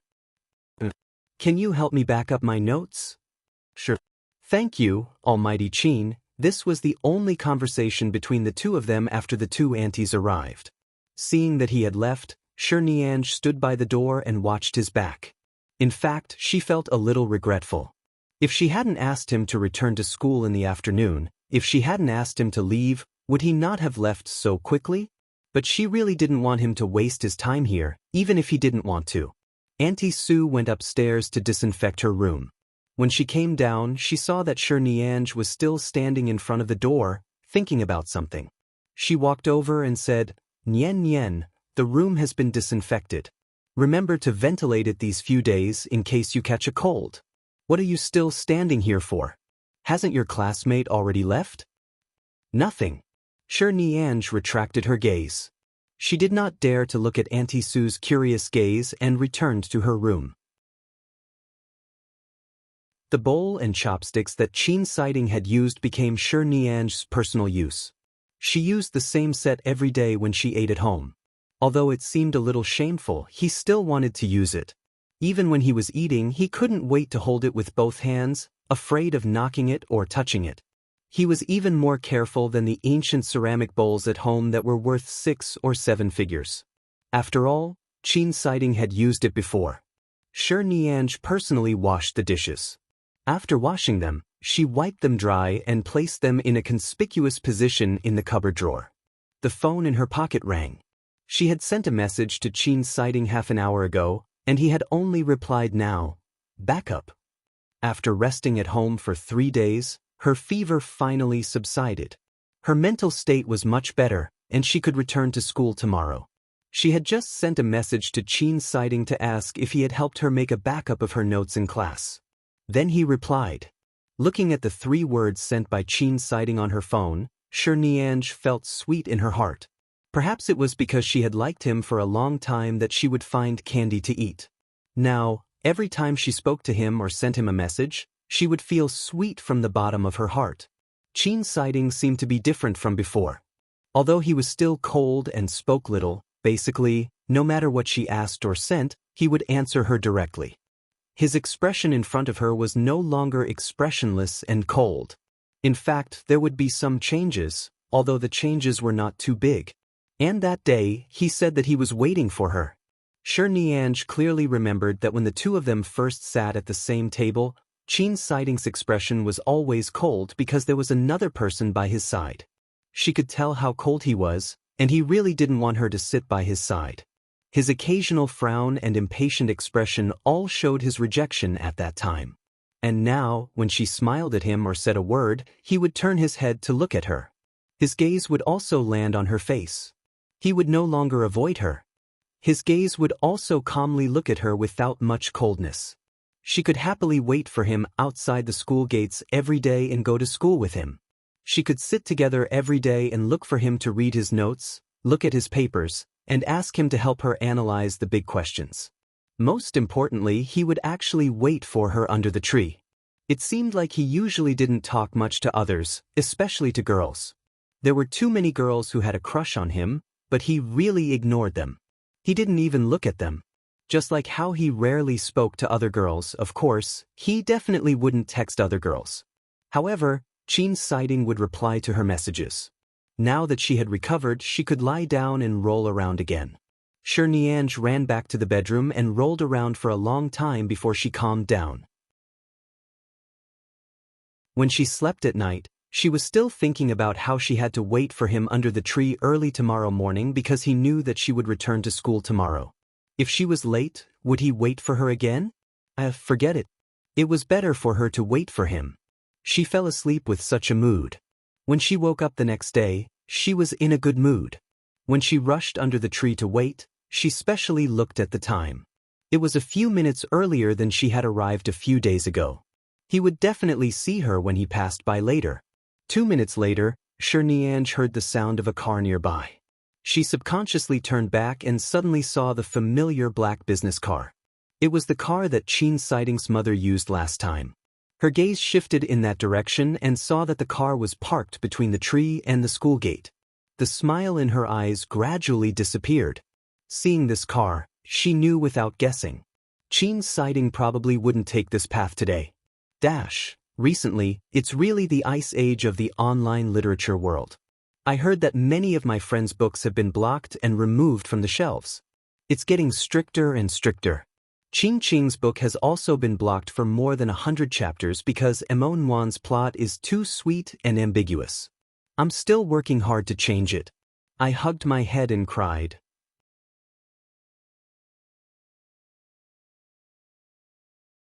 Chapter 1474. As expected, Qin Siding did not take this path at all today. She did not see a single person. Shi Nianj waited for a while. Seeing that a few minutes had passed, she picked up her phone and sent a message to Qin Siding. Have you arrived at school? Qin Siding recovered rather quickly. No. Shi Nianj, I saw that black business car again. You won't be walking here today, will you? Qin Siding replied. Where are you? Shi Nianj, it's okay. I've already entered the school. You don't have to come over. With that, she raised her eyes to look at the business car again. She ignored it and walked toward the school gate. She heard her phone vibrate again and picked it up to take a look as she walked. Qin Siding, don't move. I'll come over. She paused in her steps and abruptly turned back to look at her surroundings. She guessed that Qin Siding was really on another road. She quickly took a photo of the school gate for him. I'm already in. You don't have to come over. I know you don't want to see the person in that car. I don't want to see you unhappy. See you in class later. After sending it, she quickly walked into the school building. Qin Siding did not reply. She entered the class, put down her bag and walked out. She stood at the staircase for a while. This was the only way to enter the class. She could clearly wait for him to enter the class, but she wanted to come earlier, even if it was a second or a few seconds earlier. When Qin Siding's figure appeared at the staircase below, Shi Nianj quickly waved at him happily. Qin Siding, almighty Qin, the clean young man heard the noise and looked up from the staircase. He saw a girl in a school uniform waving at him with a smile on her face. She was no longer standing under the tree outside the school gate. Instead, she was standing at the staircase outside the classroom. She held the railing beside the staircase with one hand and waved at him with the other. Her smiling eyes were curved and full of joy. Coincidentally, the form teacher, Teacher Zhao, happened to walk up from behind Qin Siding. The two of them walked up the stairs at almost the same time. When they heard Shi Nianzh's words, they immediately stopped and raised their heads to look at her. The excited expression on Shi Nianzh's face instantly froze. Her hands stopped in midair and she grinned at Teacher Zhao. Teacher Zhao. Teacher Zhao's expression froze, and he glared at her, meaning for her to hurry back to class. Shi Nianzh pursed her lips and secretly glanced at Qin Siding. Seeing that he was still cold and indifferent, he did not even look at the teacher behind him. He just walked up as though nothing had happened. Under the teacher's glare, Shi Nianzh quickly turned around and ran back to the class. Before she ran back, she even gave Qin Siding a happy look. Qin Siding saw this look. Teacher Zhao stood on the spot, fuming. He stood there with one hand on his waist. He recalled Shi Nianzh's extremely happy expression and then recalled Qin Siding's expression when he stopped to look up. It seemed like he was still a little focused. These two kids can't really be in love, right? They were already adults. It was very common for high school students to fall in love. Furthermore, these two were from the Qin family and the Shi family. He definitely could not control them. However, it was not long before the college entrance examination. If they fell in love now, what if it affected their studies?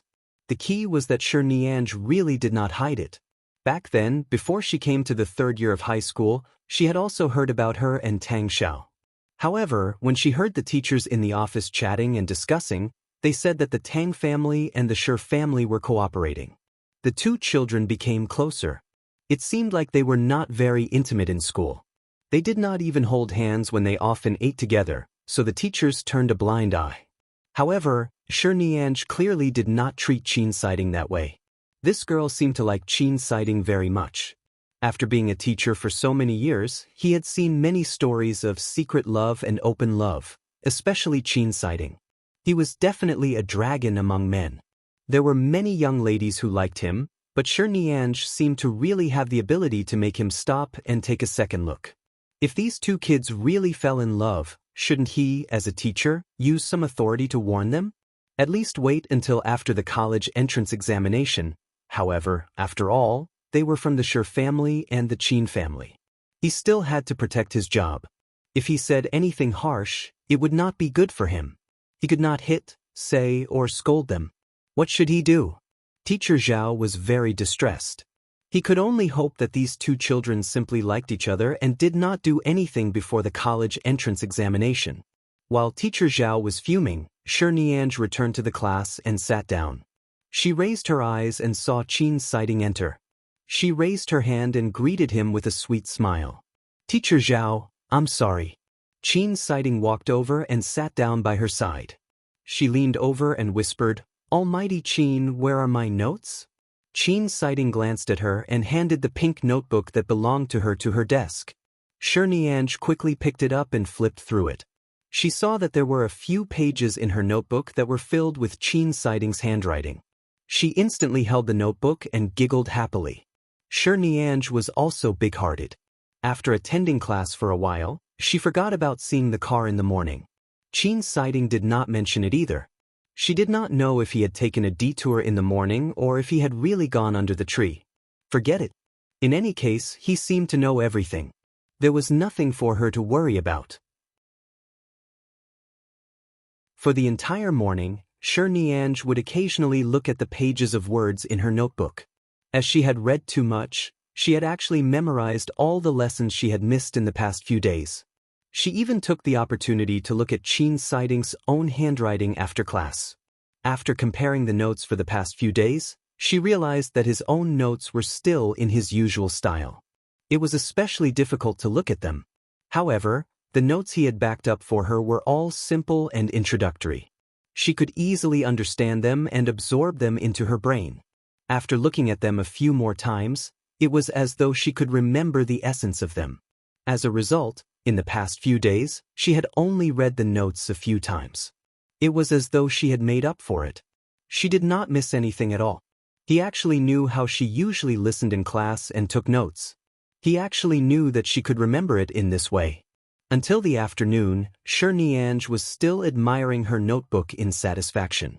While Chin Siding was not paying attention, she secretly used a red pen to mark a few red hearts and two-way red heart arrows at the bottom of the pages he had written. Chin Siding saw that she was secretly writing and drawing on the notebook. He glanced at her indifferently. Nianj covered the notebook to prevent him from looking at her. She only smiled sweetly.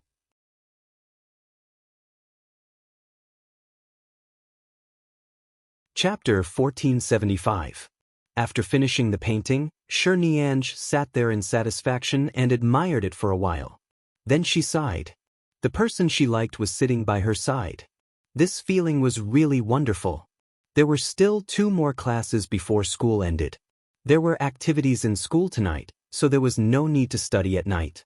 She could leave early. Nianj felt quite regretful that she couldn't enter the school gates with Chin Siding in the morning. After school, she simply walked with him from the back. Initially, Chin Siding thought that she was only here to buy something from the supermarket on the way here and would leave after buying it. In the end, he realized that she did not enter the supermarket but still took the same route as him. In fact, Nianj had found this road a few days ago when she was resting at home and bored. She realized that she could go home from the main road in front of the school's entrance.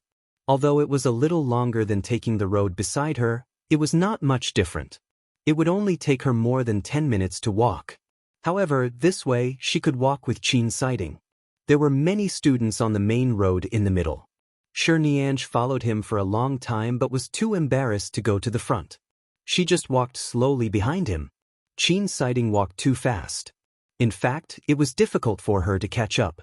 Gradually, she suddenly realized that his footsteps had slowed down. She first looked at his back, then saw that he had stopped and turned back to look at her. Seeing that he had discovered her so quickly, Nianj was a little surprised. She suddenly turned around without thinking and did not react for a moment. For a long time, she was conflicted about how to be firm with Chin Siding without appearing too deliberate. After thinking for a while, she turned around and saw that Chin Siding was still standing there looking at her. She could only bite the bullet and walk over. "Hi, what a coincidence." Chin Siding asked her, "Where are you going?" Nianj quickly moved closer to his side. Chin Siding raised his brows coldly. It was clear that he was not convinced by her reason. "I mean, the road beside the school has to pass through the middle street. There have been a lot of people on the street recently, and there's a road that's being repaired. It's bumpy, and it's very difficult to walk. It's almost dark now. There are few people on that road, and it's not safe. I'm thinking of changing to the main road. Anyway, when we get close to Lishui Villa, there happens to be a specially built road that leads directly to my home." Chin Siding did not interrupt her explanation. He just glanced at her again and nodded. Nodding meant that he agreed with what she said, or that he accepted what she said. In the end, he did not refute her or expose her. From that day onwards, Nianj would follow Chin Siding at night and walk with him for 10 to 20 minutes. If she walked fast, it would only be 10 minutes. If she walked slowly, it would be 20 minutes. However, usually, they did not talk much because they could not find much to talk about. Furthermore, it was a topic that only one person could talk about. Chin Siding did not talk much. She knew this very well. Finally, she heard the bell that said that school was over. However, she had to study until 9 o'clock tonight. By then, the sky would already be dark. Usually, if it was so late, Uncle Chin would come to pick her up, or she would take a taxi back to Lishui Villa. But tonight, she still wanted to leave with Chin Siding. Hearing the bell ring at 9:30 p.m., Nianj quickly packed her school bag and sat inside waiting for Chin Siding to get up. Every day, she packed her school bag faster than Chin Siding because she knew that if she was slow, Chin Siding might not wait for her. Although she didn't know if he would wait, she didn't want him to wait. This was too risky. She didn't dare to try. After leaving the school gate, she still had to take a turn. After walking with him for 20 minutes, there were very few people on the road behind. Every day, she would walk with him on the innermost right side because Chin Siding didn't like crowds. Occasionally, when someone brushed past him, he would avoid them. He was indeed the Chin Siding who didn't like to touch others. "It's so cold today." As Nianj spoke, She withdrew her hands into her sleeves. It's already April, but it's still so cold. This spring is so long. Almighty Chin, you have to wear more clothes. I don't think you usually wear thick clothes. I remember that you didn't wear thick clothes in winter either. Be careful not to catch a cold. Look, the last time I caught a cold, I had a high fever. It was so uncomfortable. Chin Siding said, "It's not cold." "Why isn't it cold?" "Your hands are clearly cold." Shi Nianj recalled that when she accidentally touched his hand on the table during class, she felt that his hand was sometimes warm and sometimes cold. On the other hand, every time she blushed and her heart raced, she felt that her blood was flowing to her hand, and she felt that her fingers were burning. Chin Siding did not reply. Shi Nianj had finally found a topic to talk about before it ended. She was also afraid that if she spoke too much, Chin Siding would find it noisy, so she quietly followed him for a while. Seeing that they were about to reach the corner of the intersection, Shi Nianj said, "A few days ago, Teacher Zhao asked me to go to his office to tutor more. In the future, he might ask me to stay in the office during self-study time. I think my grandfather said something to the teacher to ask me to improve my grades. Actually, I want to enter medical school. According to my current mock exam results, I can actually pass. However, the teacher has been especially strict with me recently, so I can't study with you." What she said was true. Originally, she wanted to rely on medical school. With her current grades and scores, she could actually get in smoothly. However, Grandpa probably didn't want her to neglect cultural studies because she wanted to study medicine. So he told the teacher about it, which caused the teacher to keep an eye on her recently. Chin Siding answered softly, "All right. Then tomorrow." Shi Nianj was actually a little embarrassed, but she felt that although he did not reject her leaving with him, he did not seem to have anything to talk to her about. She had persisted for so many days, but his response could be counted on one hand. Although she could find some sweetness and joy from it, it was inevitable that she would suffer some blows. However, she still braced herself and asked, "Can I wait for you under the tree outside the school tomorrow morning? I can still leave with you tomorrow night, right?" Chin Siding answered very quickly. Without thinking, he nodded. "All right." These two, "all right," were too wonderful. If Chin Siding wasn't right in front of her, Shi Nianj would have jumped up. He did not reject her, and it was clear that he was used to her existence. "See you tomorrow." Shi Nianj could not suppress her happiness. She smiled and waved at him, turning to leave. She calculated in her heart. Every night they would walk together for 20 minutes, and in the morning they would spend a lot of time alone.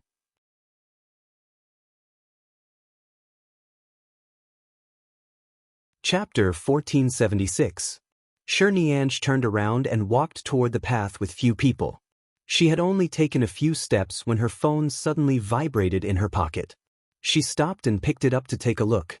Chin Siding, "Just to walk with me for 20 minutes? You have to spend 20 minutes walking on an almost empty path every day. It's dark and the road is long. Aren't you afraid?" Shi Nianj's heart skipped a beat. Was he starting to expose her?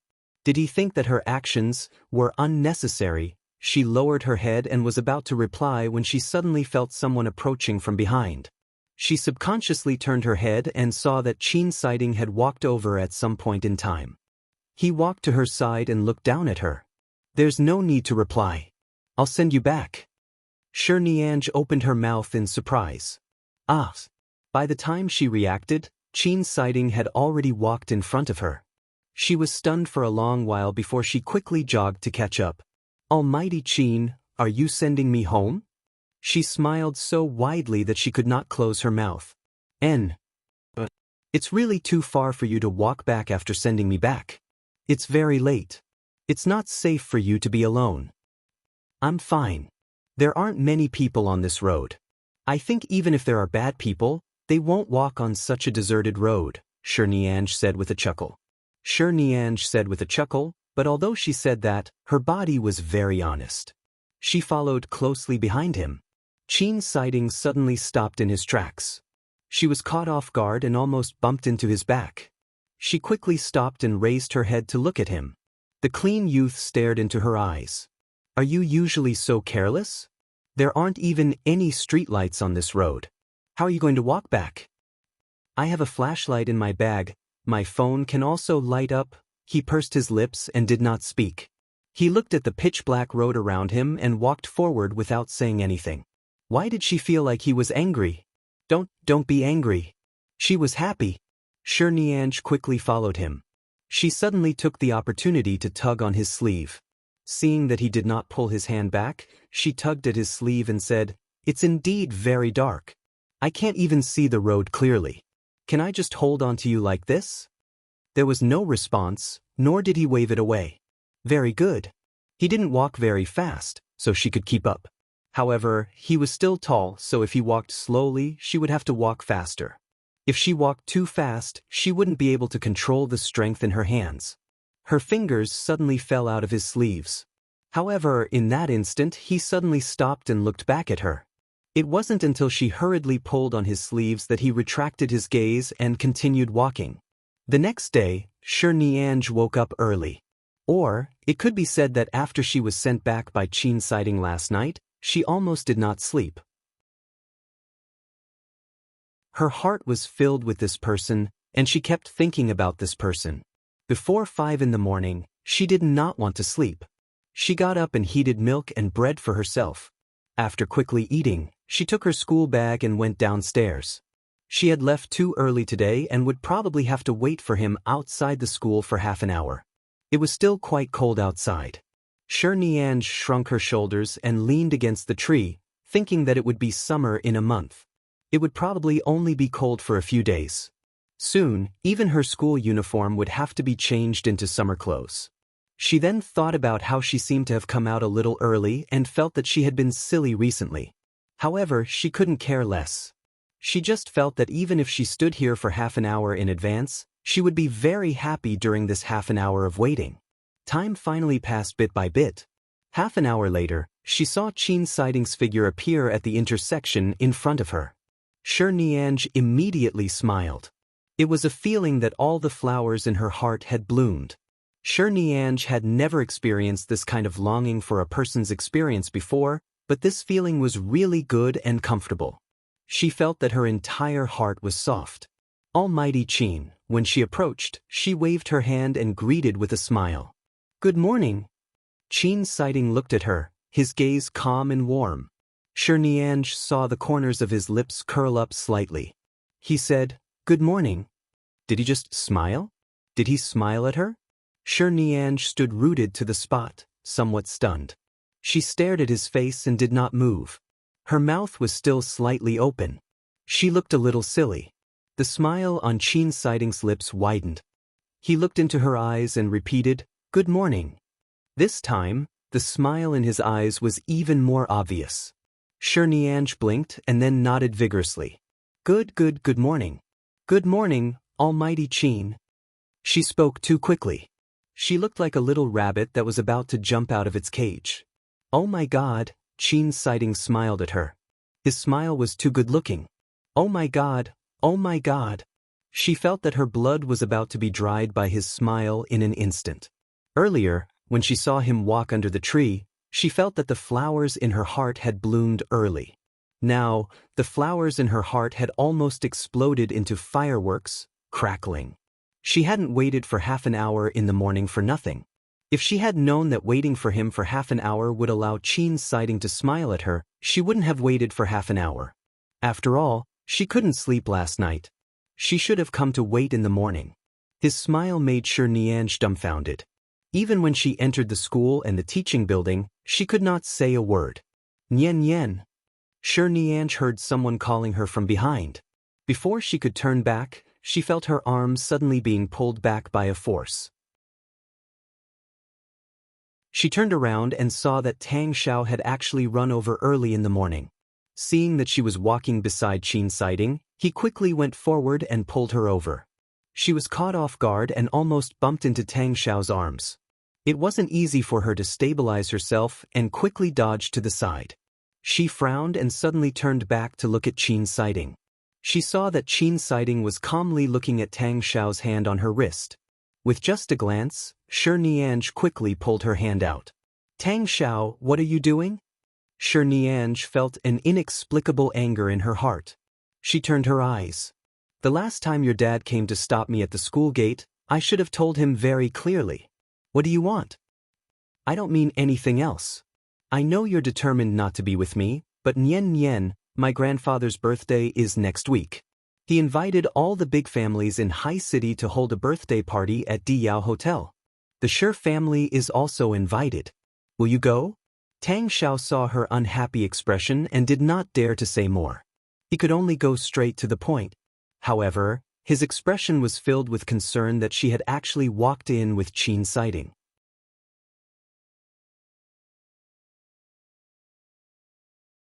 Chapter 1477. Tang Xiao's grandfather's birthday? Shi Nianj's heart skipped a beat.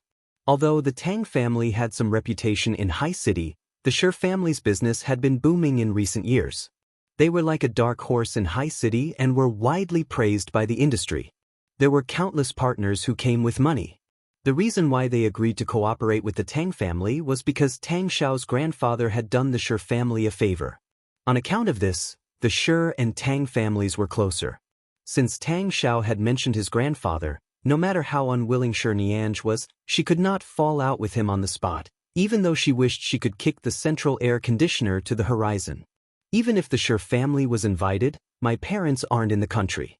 As a child, I can't represent my parents to attend your grandfather's birthday banquet, Shi Nianj said coldly. Shi Nianj said coldly, when I go back tonight, I'll call my parents to inform them. They should send some birthday gifts back. You can just inform my parents about this. There's no need to tell me. After speaking, she turned to see that Qin sighting was still standing there. He did not leave, nor did he have any intention of rushing her. However, he was clearly waiting for her. Tang Xiao also noticed this and turned to look at Qin sighting. He immediately felt even more upset. This iceberg rarely interacted with others, but he had only come to class 6 a few times. These few times, he could almost see Shi Nianj walking with Qin sighting. Tang Xiao immediately felt that this sense of crisis was somewhat obvious. He suddenly held her wrist again. Come out with me. It's almost time for morning self-study. Our form teacher is almost here. Where am I going? Shi Nianj quickly shook him off. All right, Tang Xiao. If there's anything, text me. Don't make me late for morning self-study, okay? Seeing that Qin sighting was still standing there silently waiting for her, and that Shi Nianj was in a hurry to go to his side, Tang Xiao frowned and lowered his voice to ask in a low voice that only she could hear, what's going on between you and Qin sighting? Why are you so close? He's my desk mate. It's normal for us to be close. Besides, I don't think there's any need for me to explain to you. Shi Nianj really couldn't stand his pestering. Tang Xiao, do you have to make me say the ugliest things? Don't you know how we started walking together? Don't you know how it ended? There was no emotional foundation in the first place. If it's over, then it's over. It's really meaningless for you to keep pestering me like this. I'm not pestering you. I really like you, Nian Nian. Tang Xiao wanted to hold her hand. This time, Shi Nianj decided to suddenly escape from his side. She took 2 steps to the side and moved closer to Qin sighting. Although she did not grab his arm or tug at his sleeve, she instinctively hid behind him. Big brother, just because you like me doesn't mean that I have to like you. Just like how you like to carry the prettiest girl in your class to the infirmary and take care of her for an entire afternoon, it doesn't mean that I have to be a saint and applaud your kindness. People were different, especially when they had different viewpoints. It was even more impossible for them to be together. That would only torture each other. Shi Nianj was too lazy to speak, but her expression was filled with the distance between her and Tang Xiao. Qin sighting stood in place without moving. Tang Xiao had just taken 2 steps in this direction when he suddenly saw Qin sighting reach out and hold Shi Nianj's hand. At the same time, he turned back and said as though there was no one else here, "Can we go in now?" Shi Nianj was also stunned by the sudden warmth of his palm.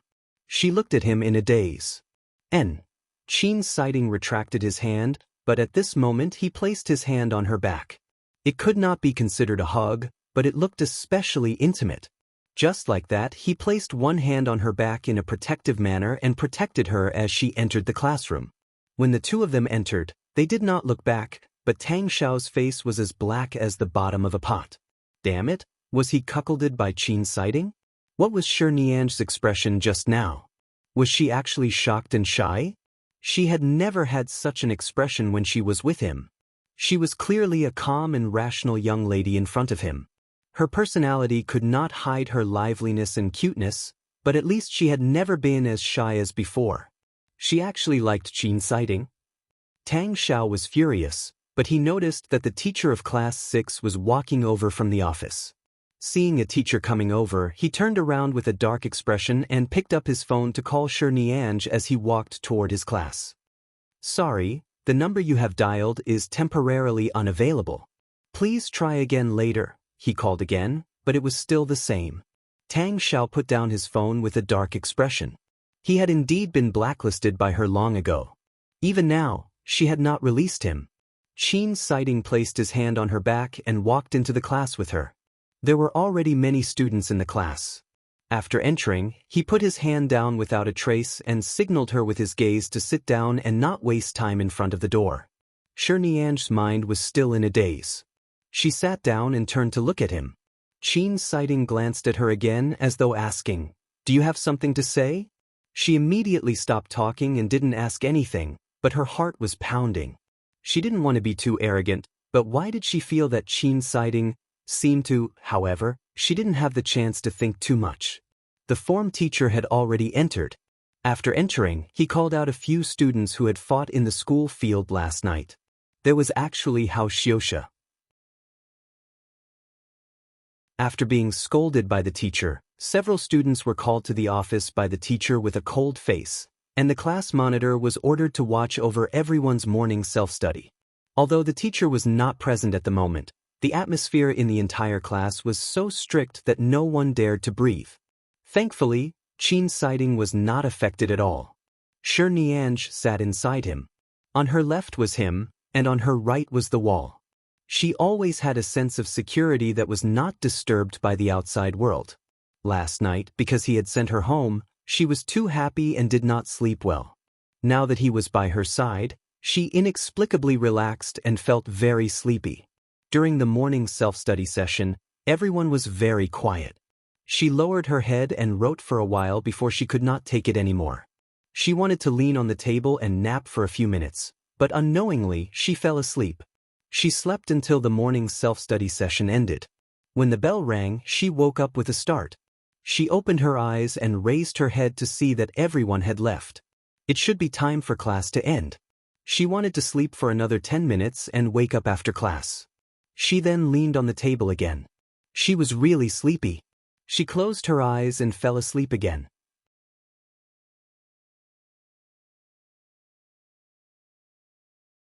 Chapter 1478. Qin's sighting saw that she had fallen asleep again and glanced sideways at her. He saw that she had buried her face in her arms and was sleeping soundly. She looked like she wanted to sleep here for the entire day. The bell rang. It was the first class of the morning, and all the students rushed in from outside. Hao Xiuxia, who had been called to the office by the teacher for a lecture, also rushed in. When he sat down, he saw that Shi Nianzhe was still sleeping on her stomach. He quickly reached out to pat her awake.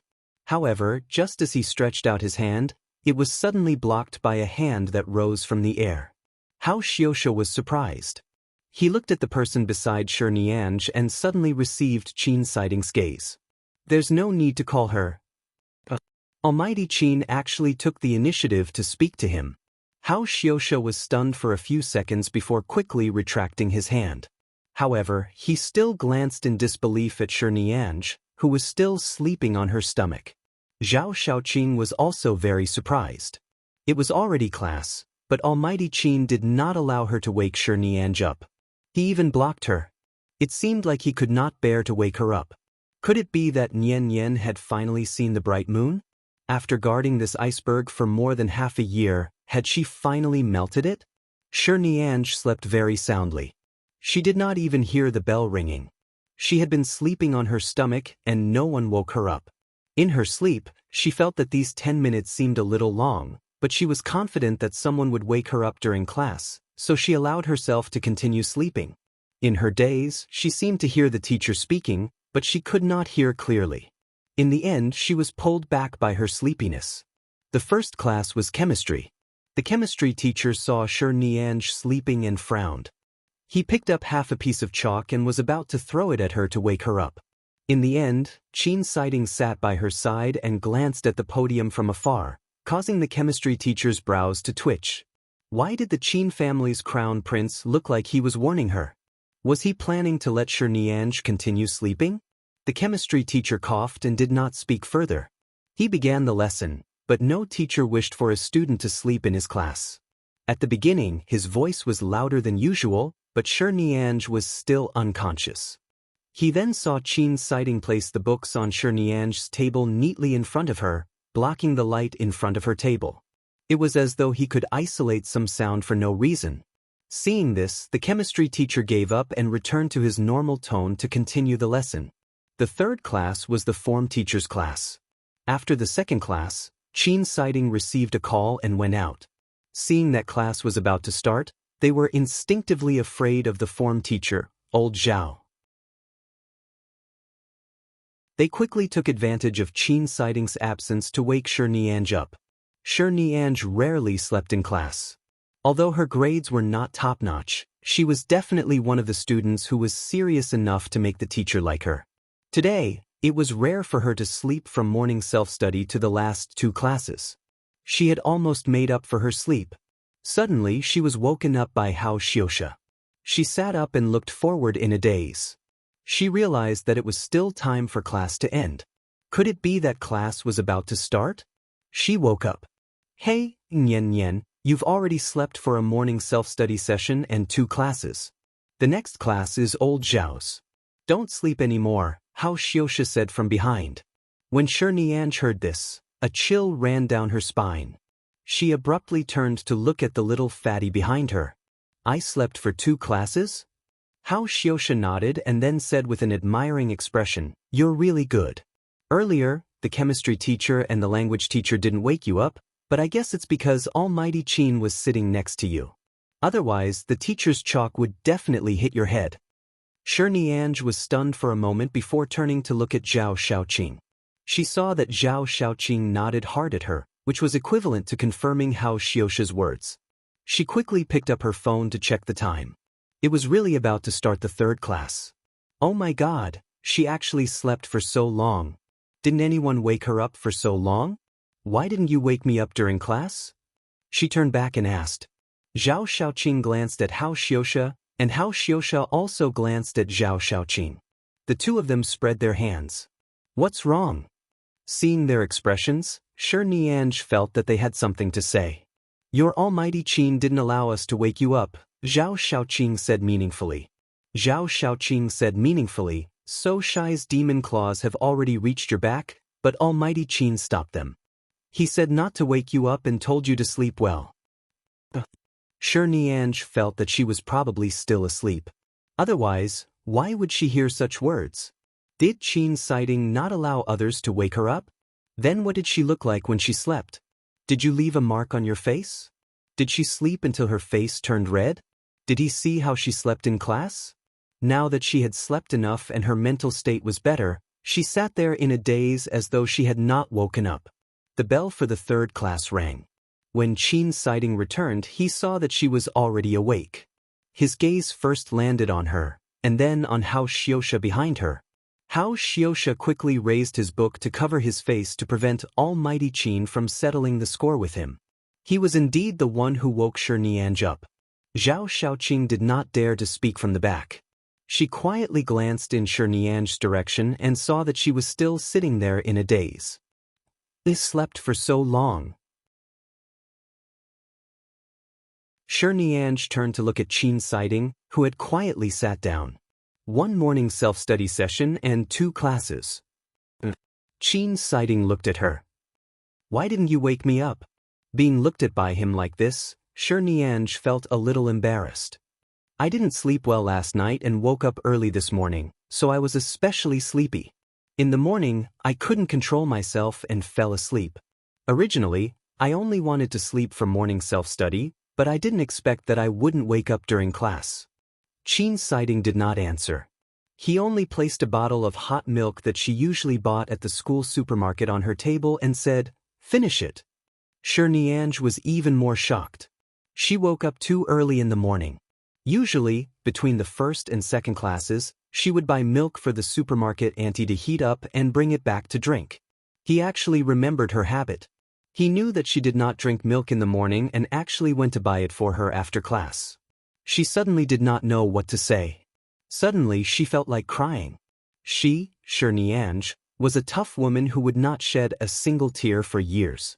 At this moment she actually felt like crying. What was wrong with her today? Or rather, what was wrong with her recently? "Drink," Qin Siding said again. All right, I'll drink." Shi Nianj quickly picked up the milk. It was indeed the brand she usually drank. There were many brands of milk in the school supermarket. She usually drank this brand, and he also bought this brand. It was a familiar taste, but it was also a warmth that she was not familiar with.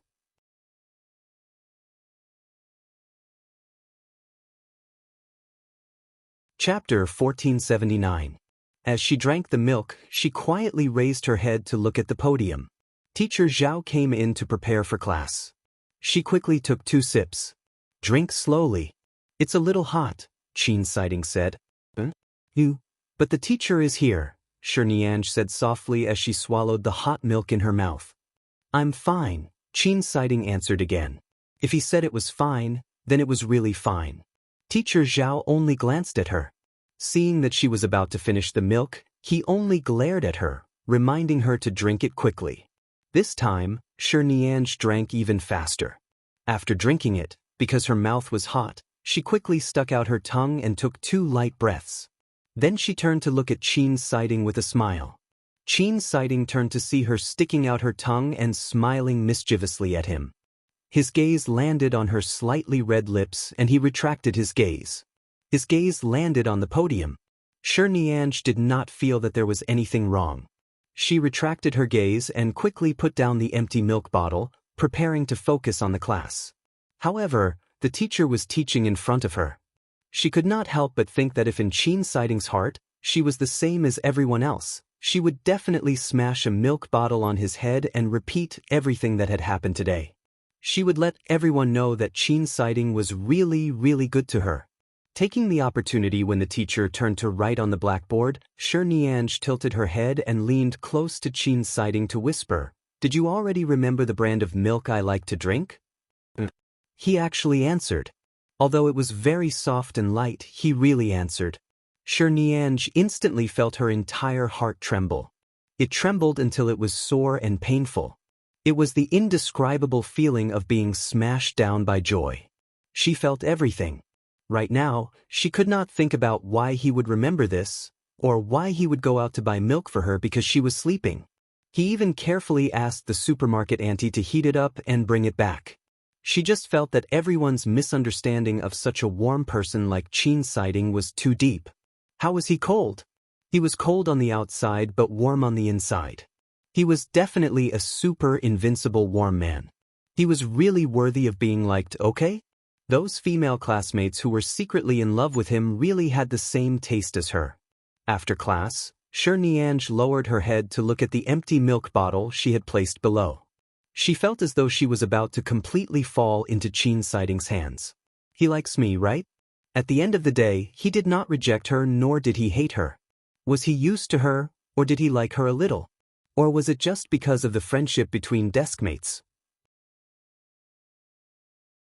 After all, they had been sitting together for more than a semester, more than half a year. When they went to the school cafeteria for lunch, Zhao Xiaoqing raised her hand and waved it in front of Shi Nianj's eyes. "Come back to your senses. Almighty Qin's cup of milk has completely taken your soul away. You've been foolishly happy all morning." Shi Nianj looked at her and smiled. She picked up her chopsticks to eat. "It looks like it's going to rain tonight. Look at the sky. It's been cloudy for a few hours." Zhao Xiaoqing turned to look out the window of the cafeteria. "It's almost summer. It's almost the rainy season." Only then did Shi Nianj remember. "I woke up too early in the morning and didn't watch the weather forecast. I forgot to bring an umbrella." Then why don't you ask the driver to drive you back? Don't walk on the road tonight. It's been cloudy all day. It'll probably rain heavily. We'll see. It might not rain. Don't catch a cold again. The last time you caught a cold, you took a few days off. It's getting closer and closer to the college entrance examination. If you take another leave, Teacher Zhao will really talk to you. Shi Nianj did not speak. She just glanced at the weather outside. She wondered if Qin's sighting had brought an umbrella. It seemed like men would not be so careful and meticulous as to specially look at the weather forecast in the morning. If it was him, he probably wouldn't look at it either. He probably didn't bring it either. As expected, it began to rain outside in the afternoon, but it was not too heavy. It was just a shower. Shi Nianj was still praying that it would not rain after school. In the end, the rain continued until the sky turned dark. At 9:30 p.m., although the rain was not heavy, it was not officially summer yet. The temperature was a little cold, and there were still some raindrops floating outside. It was already so late, and Uncle Qin had a lot of things to do recently. Usually, when her parents were not in the country, Uncle Qin would only occasionally come over to take care of her.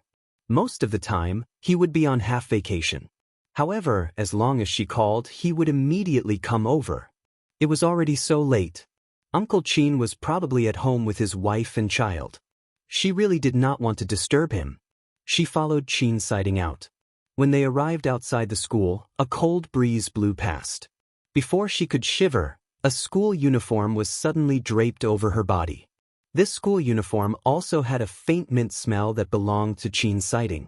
She was very familiar with this smell and remembered it after smelling it once. Shi Nianj turned around and saw that Qin's sighting was only wearing a light-colored short-sleeve t-shirt. The school uniform had already been draped over her. "Aren't you cold?" She quickly wanted to return the clothes to him, but the moment she took them off, she felt that it was indeed a little cold outside. Quickly put them back on. Qin's sighting did not take it. He had already walked down the stairs in front of the teaching building and calmly said, "Wear them." "I don't need it. I'm wearing clothes inside, and I'm also wearing the school uniform. Don't just let me wear them. Don't catch a cold." Shi Nianj did not walk as fast as him. She jogged and quickly chased after him. "Quick, I'll give you the clothes." Qin's sighting did not take it. He only glanced back at her. With just a glance, Shi Nianj's hand paused. She immediately obediently put the clothes on herself and then looked at him. Only then did she see that the temperature in his eyes had eased. In fact, she had been sleeping in the morning and thinking about what had happened in the morning in the afternoon. She had hardly looked at Qin's sighting. Now that she was walking by his side, although it was still drizzling, it should be fine if she did not hold an umbrella. The two of them walked together, but when they reached the school gate he stopped and said, "Didn't you call the driver to pick you up?" "I forgot." She blinked. "It's raining. Don't walk so far tonight. Take a taxi back." He gestured with his chin to the taxi on the road ahead. Shi Nianj actually wanted to walk home with him like last night, but the weather last night was good. It was raining today, so she couldn't let him send her back in the rain. Even if he was willing, she couldn't do that, so she immediately answered, "All right, I'll take a taxi back. What about you?" Qin's sighting did not answer. From the corner of her eye, she saw the familiar black business car parked there. Shi Nianj was immediately surprised.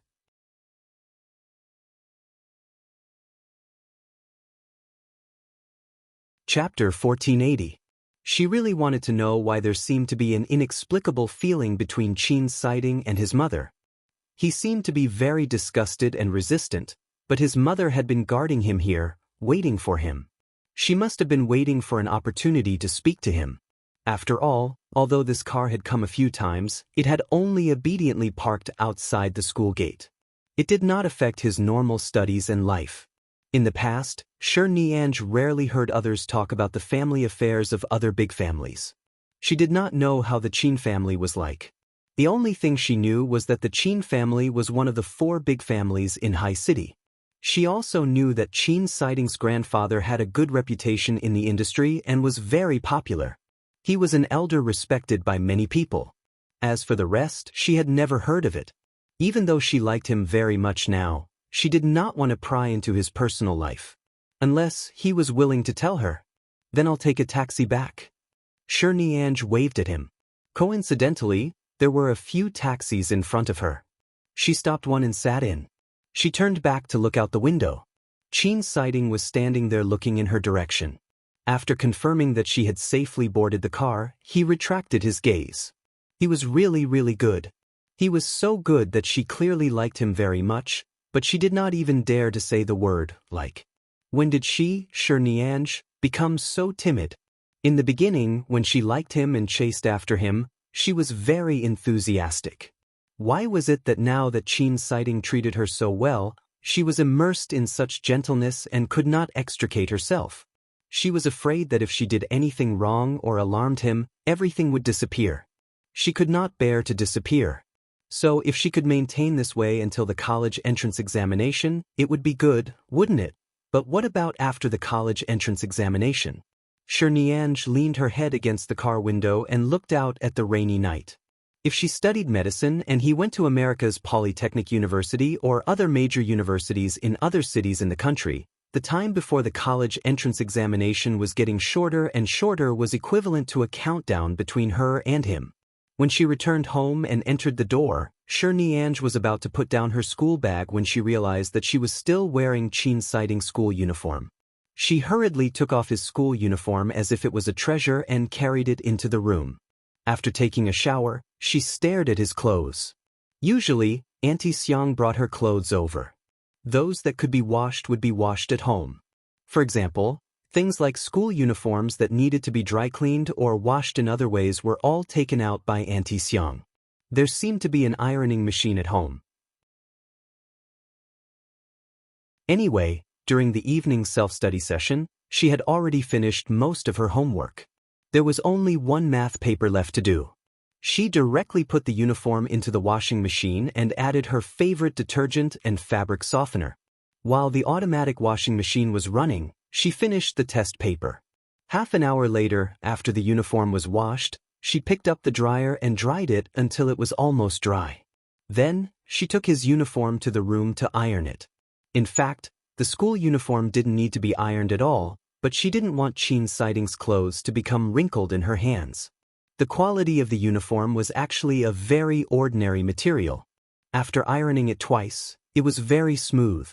After carefully doing it, she hung the coat in a position where she could see it from the bed. When she laid down, she looked at the two school uniforms hanging together. One was a size 185 for men, and the other was a size 165 for women. When the big and small ones were placed together, it looked like two gentle people were intimately pressed together. Shirnianj covered her face on the bed as she looked at it. She picked up the pillow and buried her face in it. The next day, when she arrived at school, Shirnianj specially observed Chin Siding's expression. She saw that he seemed to be in a good mood and was not as depressed as she had imagined. In that case, although he had seen his mother last night, he should not have had any unhappiness. She was relieved. When she arrived in the morning, she had placed his school uniform neatly on his table. When Chin Siding walked over, he saw the school uniform on the table. "I washed it last night. I can wear it." Shirnianj was like a child who had done a good deed and was waiting for an adult to praise her. She widened her eyes and looked at it. Chin Siding's handsome brows moved slightly. He picked up the school uniform and put it on. Seeing him put on the school uniform that she had personally washed and ironed without saying a word, Shirnianj could not help but recall the scene of the two uniforms hanging together last night. Her face suddenly turned red. She turned her face away to avoid being seen by him. She lowered her head and pretended to be busy checking her homework from last night. But why was she blushing today? Just because the two uniforms were hanging together last night, and she accidentally had a dream? She dreamed that Chin Siding kissed her? Originally, she was quite calm when facing him, but today she inexplicably felt a sense of shyness. She always felt that the dream was too real. It was so real that when she opened her eyes in the morning and saw his clothes still hanging there, she felt that it was actually not a dream, causing her to be distracted early in the morning. When a person's thoughts were wandering, it was easy for them to casually draw out their thoughts. Sure, Nianj did not notice that in the morning math class, everyone was immersed in solving the problems and drawing out the key points. However, she had unconsciously written more than 10 Qin citing on the piece of paper in front of her. In fact, she had accidentally written a few of these during self-study in the morning. At first, she did not take it too seriously and only used the book to suppress it. Right now, she was actually continuing to draw out his name. When Sure Nianj finally realized what she was doing, her face instantly turned red. Oh my God, what was she doing? Earlier, when the teacher asked her to circle the key points in the book, she was still lowering her head to write. Qin Sighting seemed to have reached out to take her book away. He should have helped her circle the key points, so he must have seen it when he turned his head. Had he seen her writing his name on the toilet paper? Let her die. She did not dare to look at the person beside her for the entire class. When she heard the bell ring, she directly laid her head on the table, wishing that her forehead could make a sound. Qin Sighting was shocked by her head hitting the table. He turned his head to look and saw Sure Nianj lying there, her ears red. Sure Nianj was vexed. Did he really see her writing his name? As she lay on the table, the more she thought about it, the more uneasy she became. She suddenly turned her eyes and met Qin Sighting's. Their eyes met, and Qin Sighting raised his cold brows to look at her. Sure Nianj was still lying on the table. As she turned her head, a corner of the piece of paper filled with his name leaked out. His name was clearly written on it. Qin Sighting glanced at it, then at her, and then quietly retracted his gaze.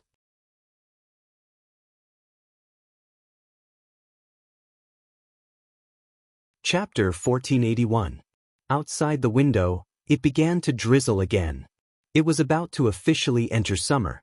When the wind blew, it was no longer too cold. It still carried the fragrance of summer grass.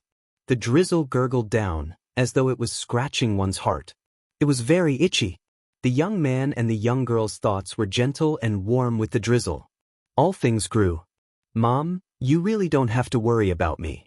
Why do you have so many things to worry about?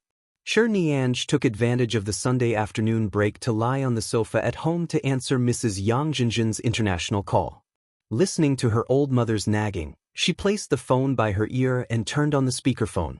She lay there and said, I just had a small cold some time ago. Wasn't it the flu at that time? Everyone is easily infected. Your daughter just caught a cold.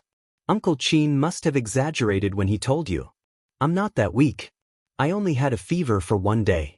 For the next 2 days, I only rested at home. I didn't have a high fever for 3 days. I only had a fever for the next 2 days. I didn't have a high fever for 3 days. How can I not worry? There are clearly so many people at home, but you insist on living alone near the school. I think you should let the people at home move in with you. Mrs. Yang Jinjin was really worried. No, I came out to live alone because I want to be quiet. Auntie Xiang will come over occasionally to take care of my daily life. Just pack a bunch of delicious food for me and put it in the refrigerator. Let the other aunties be busy at home. I don't need anyone here. Besides, your daughter has already grown up. It's indeed time for her to get used to her own life. Other people's daughters are all thinking about how to get closer to their parents. Only you, girl, think about living alone every day. Mrs. Yang Jinjin snorted. You've had a fever for 3 days in a row. Your mother's heart aches to death. How can there be 3 days? Only the first day was a fever. Later on, the two of us only rested at home. In fact, I was going to school the next day, but Uncle Qin refused to let me. He even called Auntie Xiang to watch me and asked me to rest at home. In the end, I still had to coax and pester the teacher. I asked the teacher to call them and finally let me out of the house. Sure Nianj chuckled. Don't worry. Just focus on your work outside. Shida Group has been supported by you and Dad for so many years. Just take care of your health. Don't worry about me. After all, I've already grown up. How's your relationship with the little classmate you like? Her mother couldn't hold back her gossipy spirit. Sure Nianj was lying on the sofa. She had almost fallen asleep from answering the phone. When she heard this, she opened her eyes and suddenly became extremely energetic. She looked at the ceiling and blinked. Mom, when you and my dad were together, you were the one who chased after him first, right? I remember hearing my dad boast about it before. Ms. Yang Jinjin. Do you believe his nonsense? But there are many old servants at home who can testify. Back then, the Sher family was just a small shop in the hands of the older generation. My father, the young master of the Sher family, was also quite down and out. Everyone said that you chased after him. Madame Yang Jinjin had a headache. Mom, if you like a boy, how can you pursue him? The prerequisite is that the other party must like you. Otherwise, a one-sided love won't bear any fruit, silly girl. I think he likes me, but I'm not sure. After a moment of silence, she said, the way I chased after your father, cough, let's not talk about it. Although her mother did not say anything, Sher Nianj had heard the aunties at home whispering about her parents. It seemed like her mother had asked her father to travel abroad together. When they returned, her mother was pregnant, and she was the one in her stomach. Did she mean to take the initiative? In that era, her mother had the courage to pursue true love, but at that time, her parents were already in their 20s. They were at the age of marriage. She was only 18 years old now. They were still students. She didn't dare to think about anything else. That night, she had only dreamed that Qin Siding had kissed her. She had been embarrassed for a long time. You're not far from the college entrance examination, right? Is the little classmate you like also planning to study medicine? He probably won't learn it. It can also be said that he definitely won't study medicine. Then the two of you don't have much time left. What are you afraid of? If you want to confess, just confess. If it's awkward in the end, at most, we won't contact each other after graduation. Aren't you usually very bold? Why are you so timid recently? Are you still my biological mother? You actually took the initiative to encourage your daughter to confess.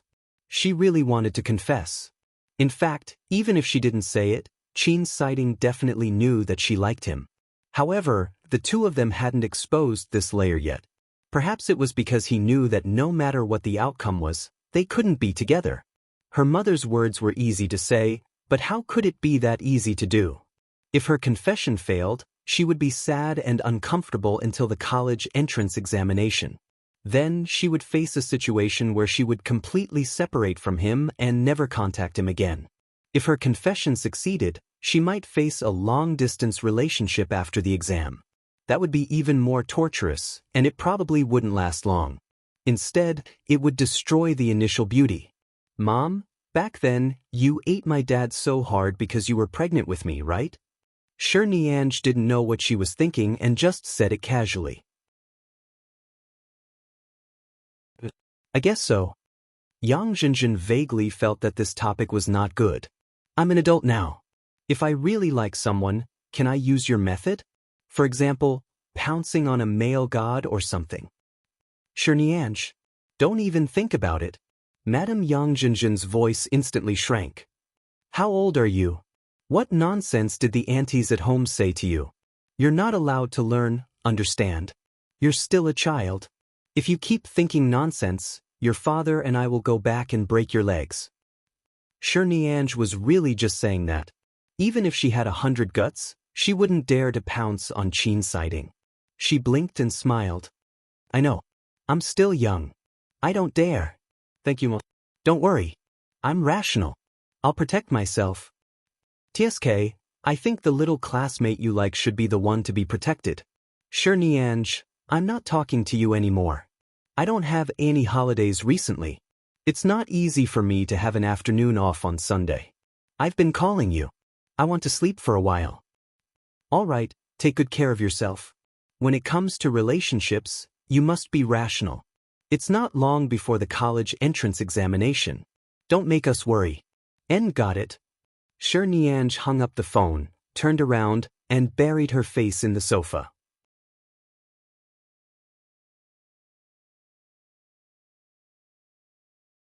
Chapter 1482. Sher Nianj really lay on the sofa and fell asleep.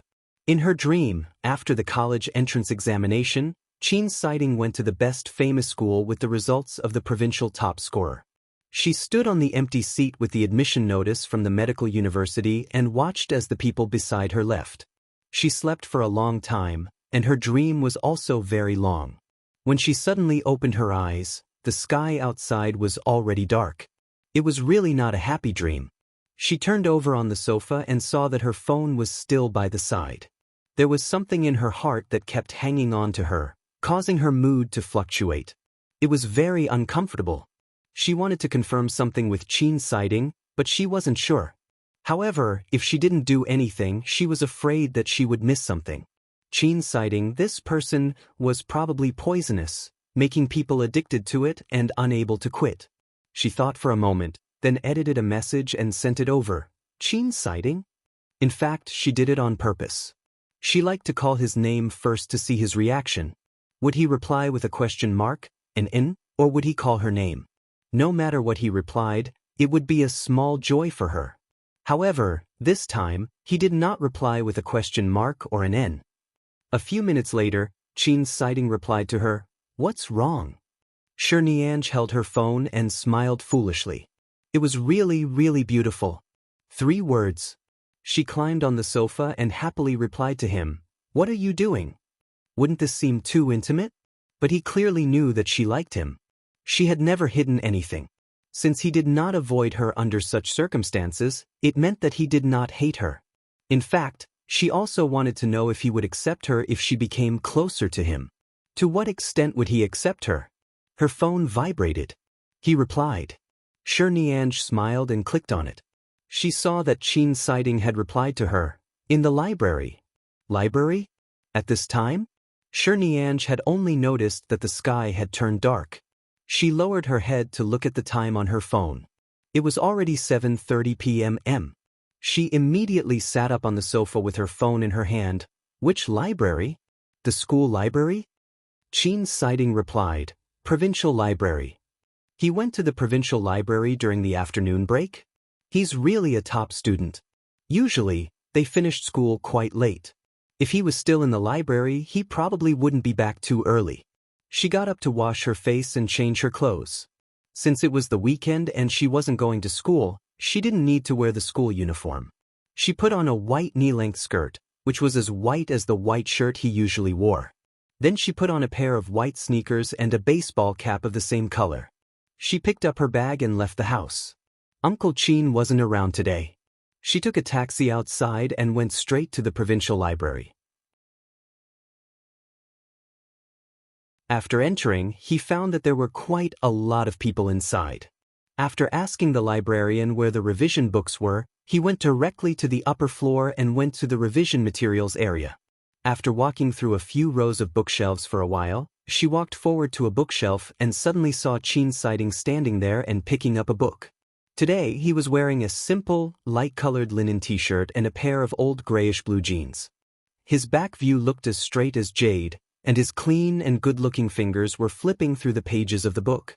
Seeing this, Nianj was too embarrassed to disturb him. However, she had specially taken a taxi here so late at night. If she didn't go and talk to him, why did she come here so late at night? She really missed him very much if she couldn't see him for an afternoon. She couldn't imagine how much longing she would have to face after graduation. Liking someone was really a kind of sweet and sour torture.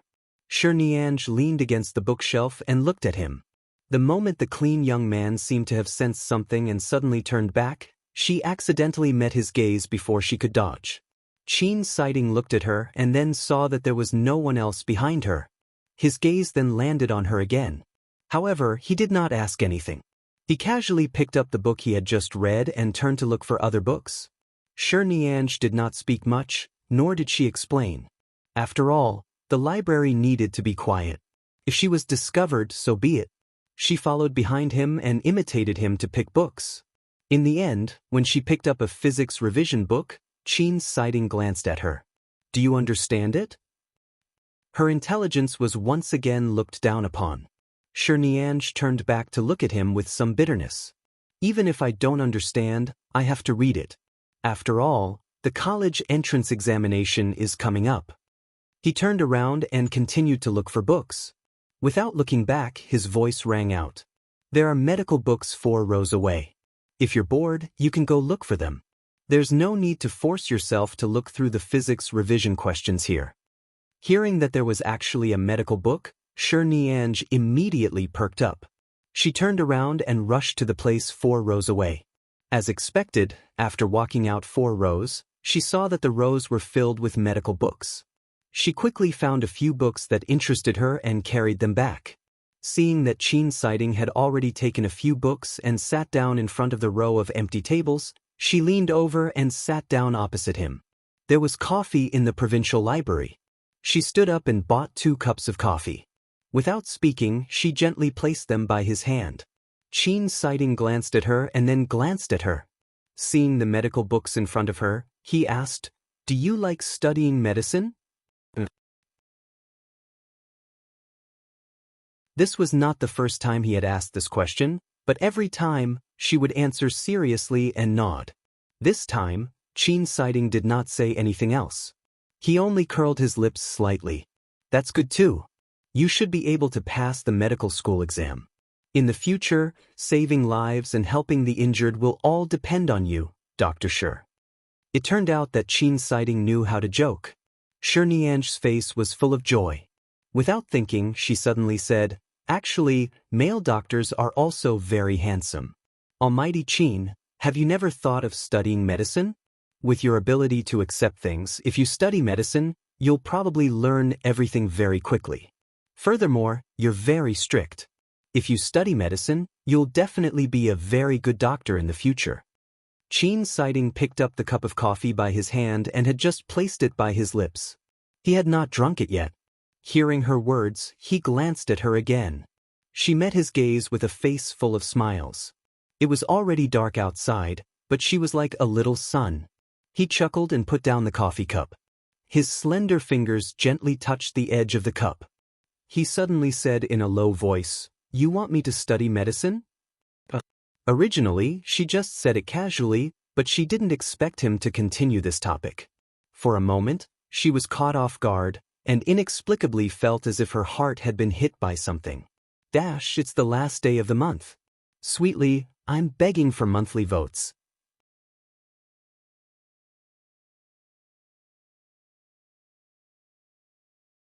Chapter 1483. Would he consider studying medicine? However, with his situation, he could clearly go to a better school. Coupled with the Qin family's strength, he would definitely become a top big shot in the financial world in the future. What she wanted was to sit in the hospital's consultation room and smile at every patient who came to see her. She wanted to help them solve all kinds of difficult and complicated diseases. It couldn't be said to be a great dream like saving lives and helping the injured. In fact, it was just a hobby, a deep-rooted hobby influenced by her grandfather since she was young. Qin Siding could take a better path. The path of being a doctor was not worthy of him. Nianj broke the unrealistic fantasies in her heart and raised her eyes to smile at him. "I'm joking. In the future, you can be CEO Qin, a scientist, a chemist, a physicist, or a leader in the business and financial world. A job like being a doctor isn't suitable for you." The young girl, who had a hopeful expression earlier, instantly regained her rationality. Her emotions were all expressed on her face. There was no need to ask to know that her face was filled with, "I don't want to drag you from the golden highland to the bitter abyss of the medical industry." Qin Siding did not say anything more. He retracted his gaze and continued to read the book in front of him. Nianj picked up the coffee and took a sip. She then lowered her head to look at the coffee in front of her. She gently exhaled and calmed her heart. Yes, she couldn't ask him to study medicine with her because of her selfishness. Qin Siding's future was bright. It was completely different from her small goal. Therefore, since it was impossible for them to be together in the future, she should restrain her love for him and maintain their current friendly deskmate relationship. Otherwise, after the college entrance examination, she would probably be depressed. After flipping through a few pages, she closed the book. "Well, it's getting late. I'll borrow these books to read at home. Almighty Qin, you should go back early. The world outside is chaotic now. It's not safe for good-looking boys to walk outside too late." With that, she stood up and met Qin Siding's gaze. She hardened her heart and tried her best to suppress the surging emotions in her heart. She picked up the books and left. Qin Siding sat there and turned his head to look at her back without looking back. His eyes were light, but there seemed to be a clear stream hidden in them, trickling past. After returning to Li Shui Villa, Shi Nianzhi placed the books on the sofa and sat by the side to stare at them. What was wrong with her today? Wasn't he usually fine? Qin Siding had just asked her if she wanted him to study medicine. If he didn't like her at all, he definitely wouldn't continue this topic with her. He was clearly asking her. But why didn't she answer? Why did he retreat when his opponent took a step towards him? This shouldn't be her. However, the path of medicine was not suitable for him. It was already the middle of April. In another 2 months, it would be the college entrance examination. Could it be that she wanted Qin Siding to give up his bright future and beg him to study medicine with her for the sake of this desk-mate relationship for more than 60 days? Shi Nianzhi lay on the sofa in frustration, her hands clenched into fists. She still didn't feel relieved. She kicked the medical books off the sofa and continued to bury her face in the back of the sofa. So sad. His heart ached and ached. She felt as though she had missed a relationship she wanted the most, but she couldn't. Her mother was right. They were still young. No one could be responsible for the other party's future. Now, she could willfully beg him to study medicine with her. What about in the future? That was the young master of the Qin family. His future should not be trapped in the hospital's consultation room and operating table. His future should be bright and dazzling. In the end, Shi Nianzhi fell asleep on the sofa. When she was awake, she did not feel much. However, if her heart was blocked, she dreamed of the day of graduation and Qin Siding's back view. She actually cried out of grievance. As she cried, she felt that the sofa was wet and cold. She abruptly opened her eyes and sniffed, only to realize that she had been lying on the sofa all night and had even woken up crying. She quickly got up and picked up her phone to check the time. It was 3 in the morning. She sniffed again, got up, and returned to the bedroom to sleep. She slept until dawn, took a shower, and rushed out of the door. When she arrived under the tree outside the school, she hesitated for a moment but still couldn't bear to give up the opportunity to walk into the school with him every day. She stood there and waited. In the end, she waited for 20 minutes. It was almost time for morning self-study. Qin Siding's figure could not be seen at the intersection ahead. Shi Nianzhi looked at the time again. Shi Nianzhi looked at the time again. That shouldn't be the case. Qin Siding usually wouldn't be late. Recently, he had been taking this road. If he wanted to change roads, he should have sent her a message. Besides, he basically never changed roads unless his mother's car appeared. However, that time, he also said that he would come and ask her to wait. She hesitantly clicked on Qin Siding's number. After a few minutes, she dialed. She had never called him. She had only sent him text messages. Suddenly calling, she heard that her heartbeat seemed to slow down along with the beeping sound. It was so slow that she could only hear her heartbeat and the beeping sound on the phone. She could not hear the sounds of her classmates chatting and walking in front of her. The beeping sound continued for a long time, but no one answered. Shi Nianzhi frowned, not knowing what had happened. She hoped that because it was Monday today, Qin Siding had stayed up too late in the library last night and had just overslept. She sat in her seat and waited for the entire morning, but Qin Siding did not come. When she went to eat with Zhao Shaoqing in the afternoon, she did not even have the mood to eat properly. It tasted like chewing wax. After eating, she called Qin Siding. Previously, she had sent so many messages, but she had never called. When she called in the morning, he did not pick up.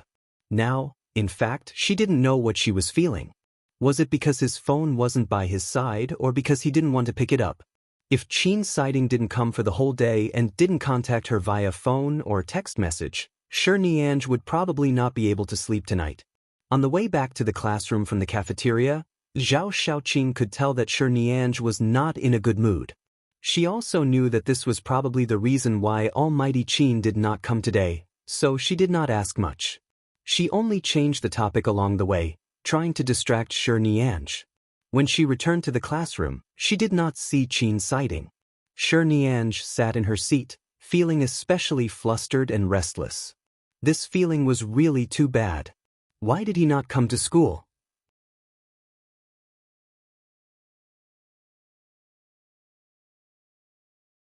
Chapter 1484. At 1 o'clock in the afternoon, Chin's sighting finally arrived. At that time, Niange was lying on the desk, staring at her phone. When she heard footsteps approaching her, she subconsciously raised her head. When she saw that it was Chin's sighting, she immediately sat up. Chin's sighting. She called out to him softly. Chin's sighting answered. Why didn't you come in the morning? Niange quickly looked at him from top to bottom, afraid that something had happened to him. Otherwise, why would he not appear in the morning? As she looked at him, she said, I called you, but you didn't pick up. Chin's sighting sat down. I don't have my phone on me. Niange wanted to say something, but she opened her mouth and did not say anything.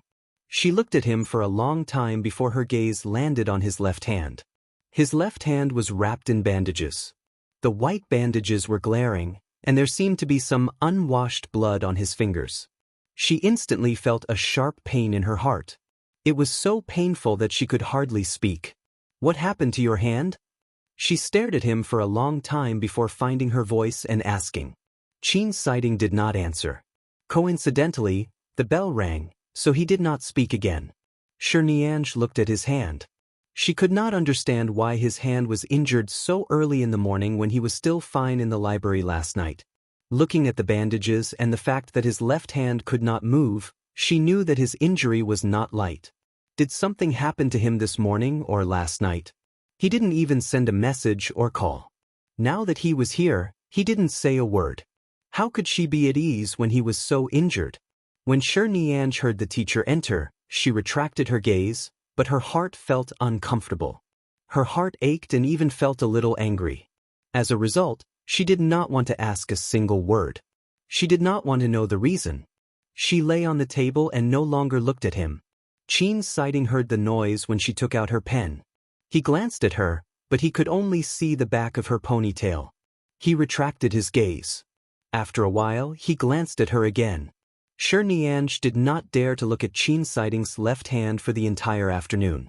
Even when she wanted to go to the toilet with Zhao Shaoqing after class, she did not say a word to him. She only went out with Zhao Shaoqing when Chin's sighting stood up. When he returned, he glanced at her. She did not say anything and sat down when he stood up. She still did not want to talk to him. But when he got up, she could see the wound on his left hand from a closer distance. Looking at the bandage, there seemed to be some faint traces of blood seeping out of his palm. Her heart hurt as if it had been pierced by a needle. Every hole that was pierced by the needle was piercing her sharply, making her feel uncomfortable. Before school ended, Niange finished copying the homework the teacher had given her. She tore it off and placed it on Chin's sighting's table, but she still did not speak to him.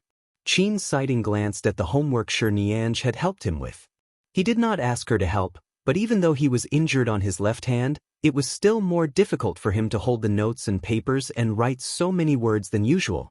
She silently wrote a copy for him and threw it to him without a word. She was clearly concerned, but the anger in her voice was too obvious. Chin's sighting did not say anything, but he gratefully folded the homework and placed it in his book. He could not use one hand. No matter what he did, he could only use his right hand. It was actually very inconvenient. Niange frowned and reached out to help him put the book into his bag. She then zipped up his bag. Neither of them spoke. School ended neither too early nor too late today. School ended at 8 o'clock. As usual, the two of them walked on the road in front of them. Usually, they didn't talk much during the 20 minutes after school, but today, the atmosphere was especially silent. This was because Niange did not speak. She did not even say a word. However, Chin's sighting could feel her gaze. In the heavy atmosphere, Niange would occasionally turn to look at Chin's sighting's face. She tried her best not to look at his hand. Otherwise, her heart would really hurt to death. Every time Chin's sighting felt her gaze, he would turn to look at her. His expression was very calm, and his gaze at Niange was also very calm. Niange could not figure out what was going on between such a gentle and outstanding person and his mother. How did his hand get injured like this in just one night? Halfway through the journey, Nianj had long forgotten the rationality she had when she returned home from the library yesterday. She could not bear to really not say anything along the way. After all, she had waited for him for the entire morning and did not speak in the afternoon. After a while, she would not be able to see him again. She asked in a muffled voice, "What happened to your hand?" Qin Sighting glanced at her again and answered, "I was cut by the broken glass. It's a superficial wound. It's nothing." Nothing? If it wasn't serious, he could have simply bandaged it in the morning. Why would he not come to school for the entire morning?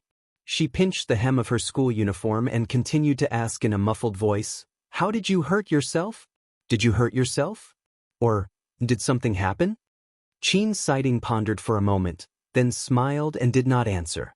Nianj waited for a while but did not hear his answer. She knew that he did not want to say, "In a while, I'll be taking another path home. School ended quite early today. Where do you live? Do you have any bandages or gauze at home?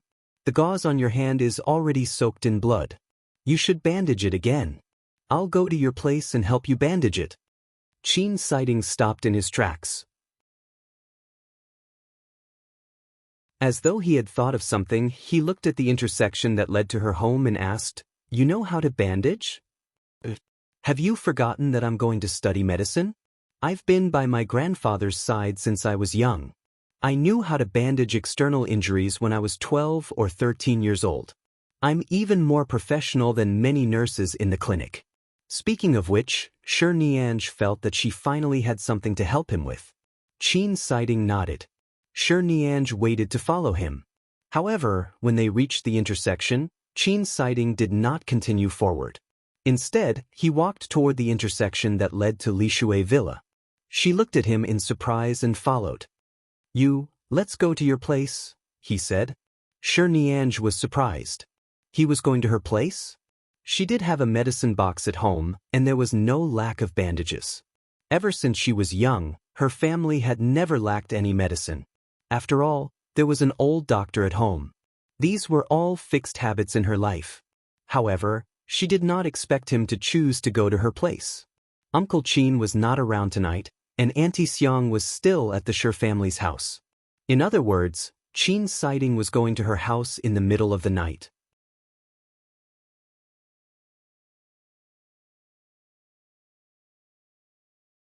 Chapter 1485. At the thought of this, Nianj's little heart was about to jump out. Seeing that she was still standing behind in a daze, Qin Sighting glanced at her again. His uninjured right hand suddenly reached out, grabbed her wrist, and led her toward Lishui Villa. Before Nianj could return to her senses, she was stunned again. Her heart pounded violently. When he realized that she was still standing on the spot, Qin Sighting turned back to look at her and frowned lightly. "Aren't you going to bandage me?" Heavens! He was really going to her house. "That's right. Then why aren't you leaving?" "I don't have a medical kit at home, nor do I have anything that can be used," he said. Before she could reply, he glanced at her again. "Don't you have an auntie and a driver at home? Is there no one else at home?" Should she say yes or no? Normally speaking, there was definitely no one at home, but she felt that he felt that there was someone at home, so he didn't mind. He just went to bandage his wound. If she said that there was no one at home, he might not go. But when he arrived later, he would still find that there was no one there. Forget it, she would follow her heart. Anyway, she wanted him to go. She did not answer. She just looked at him and said, "You're right. I have a medical kit at home. Let's go." On the way home, Nianj looked at her wrist that he had just held and then at Qin Sighting's figure walking by her side. She felt that the amount of information was a little too much. Her brain was not enough and she was about to explode. He actually took the initiative to say that he would go to her place and even agreed to let her bandage him. In other words, he allowed her to see the wound on his hand. He did not treat her as an outsider and guard against her. When they returned home, Qin Sighting saw that the lights in her villa were off. Only a row of automatic sensor lights in the front yard lit up when they approached. "There's no one at home?" he said. There was. Auntie Xiang and Uncle Qin usually come over. Tonight, maybe they have something to do at home and thought that I only left school at 9:30, so they're not here. Sure, Nianj lied with some difficulty, but she instinctively felt that she could not deceive him. Qin Siding only glanced at the pitch-black window and did not continue asking. When she pushed open the carved door in front of the villa and turned back to look at him, he looked at her back and walked in. She quickly walked into the villa, picked up the remote control in front of the door, and turned on all the lights in the villa. In an instant, the light shone brightly. Sure, Nianj did not want to waste too much time. She really wanted to see how injured his hand was. Sit down. She pointed to a small bar near the dining table. The bar was designed by the original owner of the house. She could occasionally sit there and drink juice. Anyway, she had never drunk alcohol at home. Qin Siding did not say anything else and went over. Sure, Nianj rushed upstairs and took out the medicine box from the bedroom. She then carried the medicine box over and went to the small bar counter. As she opened the medicine box, she said, "Put your hand on it. I'll open it to take a look first. Do you need to disinfect it and apply medicine? I think there's blood seeping out. Hasn't the bleeding stopped when you went to the hospital?" "It stopped. I think my left hand moved when I picked up something in the afternoon, so there's some blood." Qin Siding was very calm, as though he really treated her as a doctor and would answer any question. Right now, Sure Nianj could not care too much about her emotions. She lowered her head and carefully removed the gauze on his hand. Then she saw that his slender fingers were still stained with dried blood. There were several wounds on his palm. It looked like he had really been cut by glass shards. Some of the wounds were quite deep. "How did you get injured like this?" She immediately frowned in heartache. She lowered her head to take a closer look and then took out a disinfectant cotton from the medicine box to wipe the blood and wounds on his palm. As though he could not feel the pain of the disinfectant, Qin Siding sat there expressionlessly. Looking at her serious expression, he said, "This morning, I crushed the glass." Sure, Nianj's mind was in a mess. She raised her head to look at him and saw that he did not seem to be lying. It was a glass cup. This was not a TV show. How could he crush it with his bare hands? Unless he was really angry, or something had happened that would make him hold back all the strength in his hand, how could he just crush it? Judging from the extent of the injury on his palm, it was likely that the broken glass was in his hand, but he did not let go. She asked in disbelief, "Why? If it's broken, then it's broken. Why aren't you letting go? Why are you still holding it in your hand?" Qin Siding looked straight into her eyes. "It's just a superficial wound. I think the artery in my hand was injured, which is why the bleeding is more serious. Actually, it's not very painful." "Not very painful? This is a hand. Even your fingers have small scratches. Don't you have any pain nerves?" Sure, Nianj gritted her teeth in anger. Thankfully, his bones and nerves were not injured. Sure, Nianj inexplicably thought that with his beautiful hands, if he were to become a doctor, how beautiful would he look when he picked up the scalpel? If his nerves were injured, he would never be able to learn medicine in this lifetime. Why did she think of learning medicine again? She held her breath and continued to disinfect and clear the blood. However, she was indeed very good at bandaging. When she was young, she often practiced with the old servants at home. Even when the gardener accidentally cut his hand, she would take the initiative to help bandage it. As time passed, her bandaging skills were really better than many intern nurses. But this was Qin Siding's hand. No matter how well she bandaged it, her hand was still trembling visibly. After disinfecting it, she went to the medicine box to search for medicine suitable for him. Qin Siding's gaze also landed on her face. Sensing that he was looking at her, Sure Nianj's heart began to race again. There was no one at home right now. It was already so late and the sky outside was dark. She suddenly recalled someone who said that a man and a woman were alone. Her hand rummaged through the medicine box. After searching for a long time, she suddenly forgot what she should be looking for. In the end, she picked up a cold film and was stunned. His hand was injured. What cold film was she going to use? She quickly put it back and turned to see that Qin Siding was looking at her. He had clearly seen her stupid action earlier. Awkward. Agitated. It was really killing her. But right now, his palm was still injured. Right now, she felt that the hand in front of her had become especially precious. She quickly found the medicine and carefully applied it for him. What should she do? Her hand was actually trembling. She was clearly very professional, okay? Why was she trembling? On the first day of the month, I'm here to ask for monthly votes again, ha.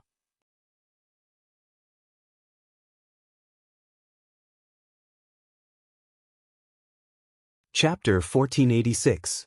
Shi Nianj quietly patted her hands, trying to control the trembling of her hands.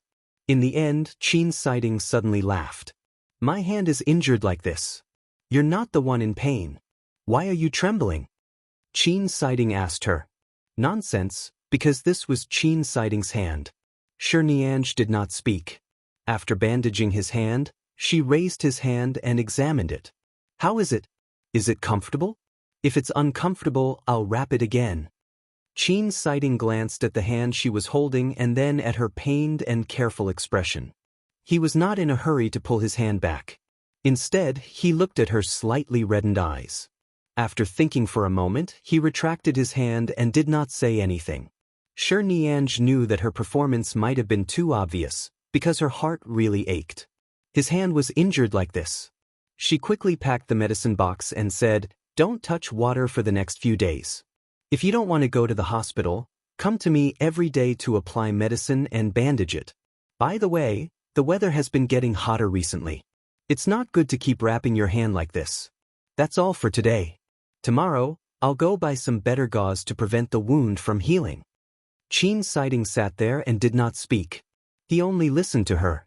When Shi Nianj ran back to put the medicine box away in her slippers and then ran back to sit opposite him, he still maintained his posture with one hand on the small bar counter.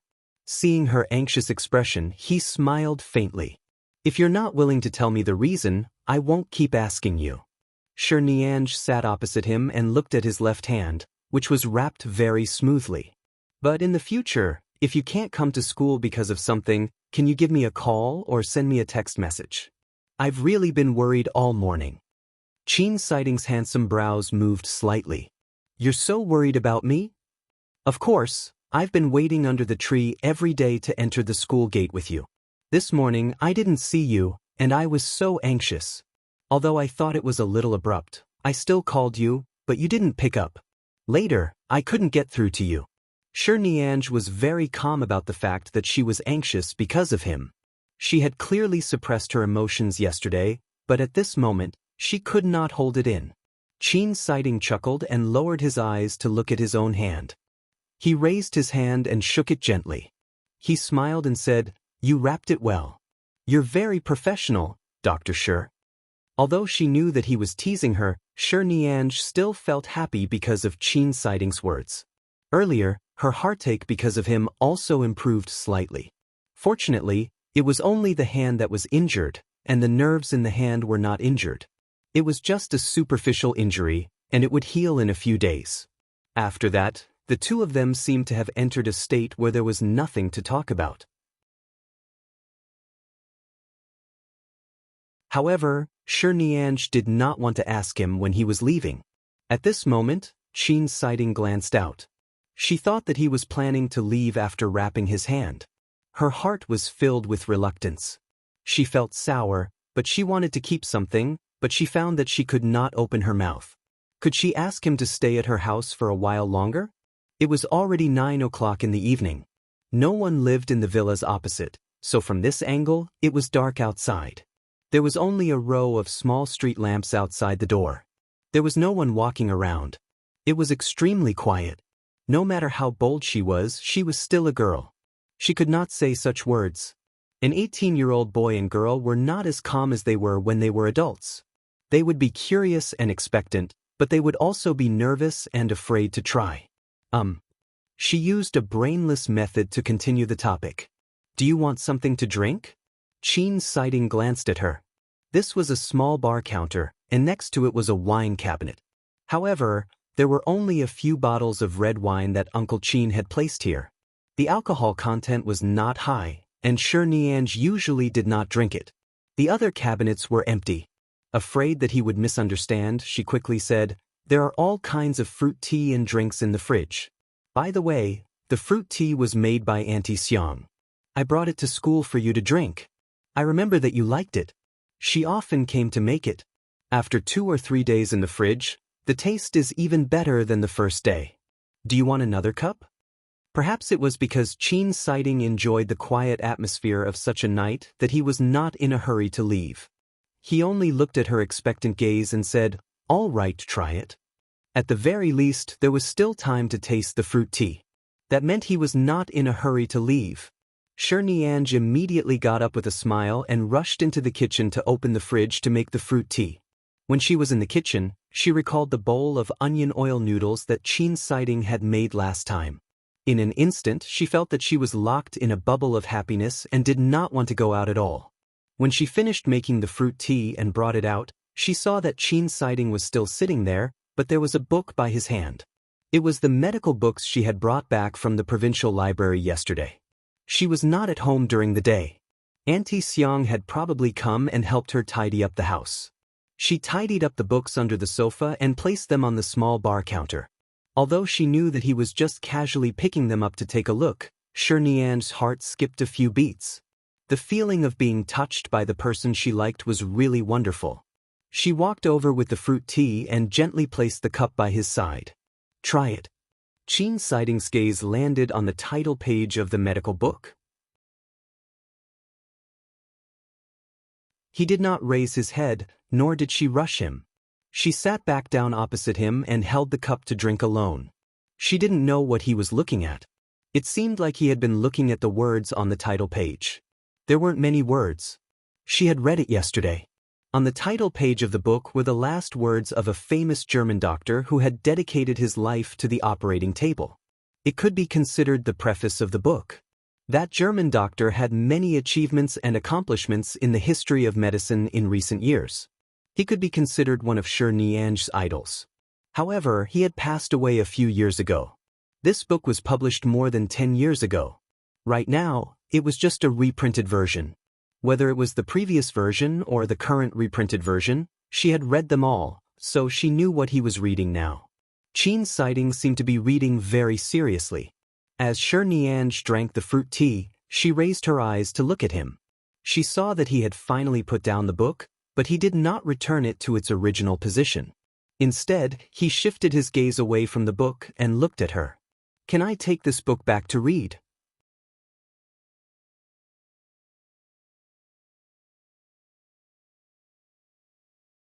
Chapter 1487. This book? Nianj was stunned. "This book, is it medical?" Qin Siding nodded and picked up the cup of fruit tea by his hand to take a sip. He seemed to be very satisfied with the taste and took another sip. Seeing that he liked it, Nianj felt that she should tell Auntie Xiang tomorrow to make more and put it in the fridge. This way, Qin Siding could still drink it when he came. He had an injury on his hand and was very satisfied with her bandaging. Perhaps he would come again tomorrow. "If you want to read the book, take it back.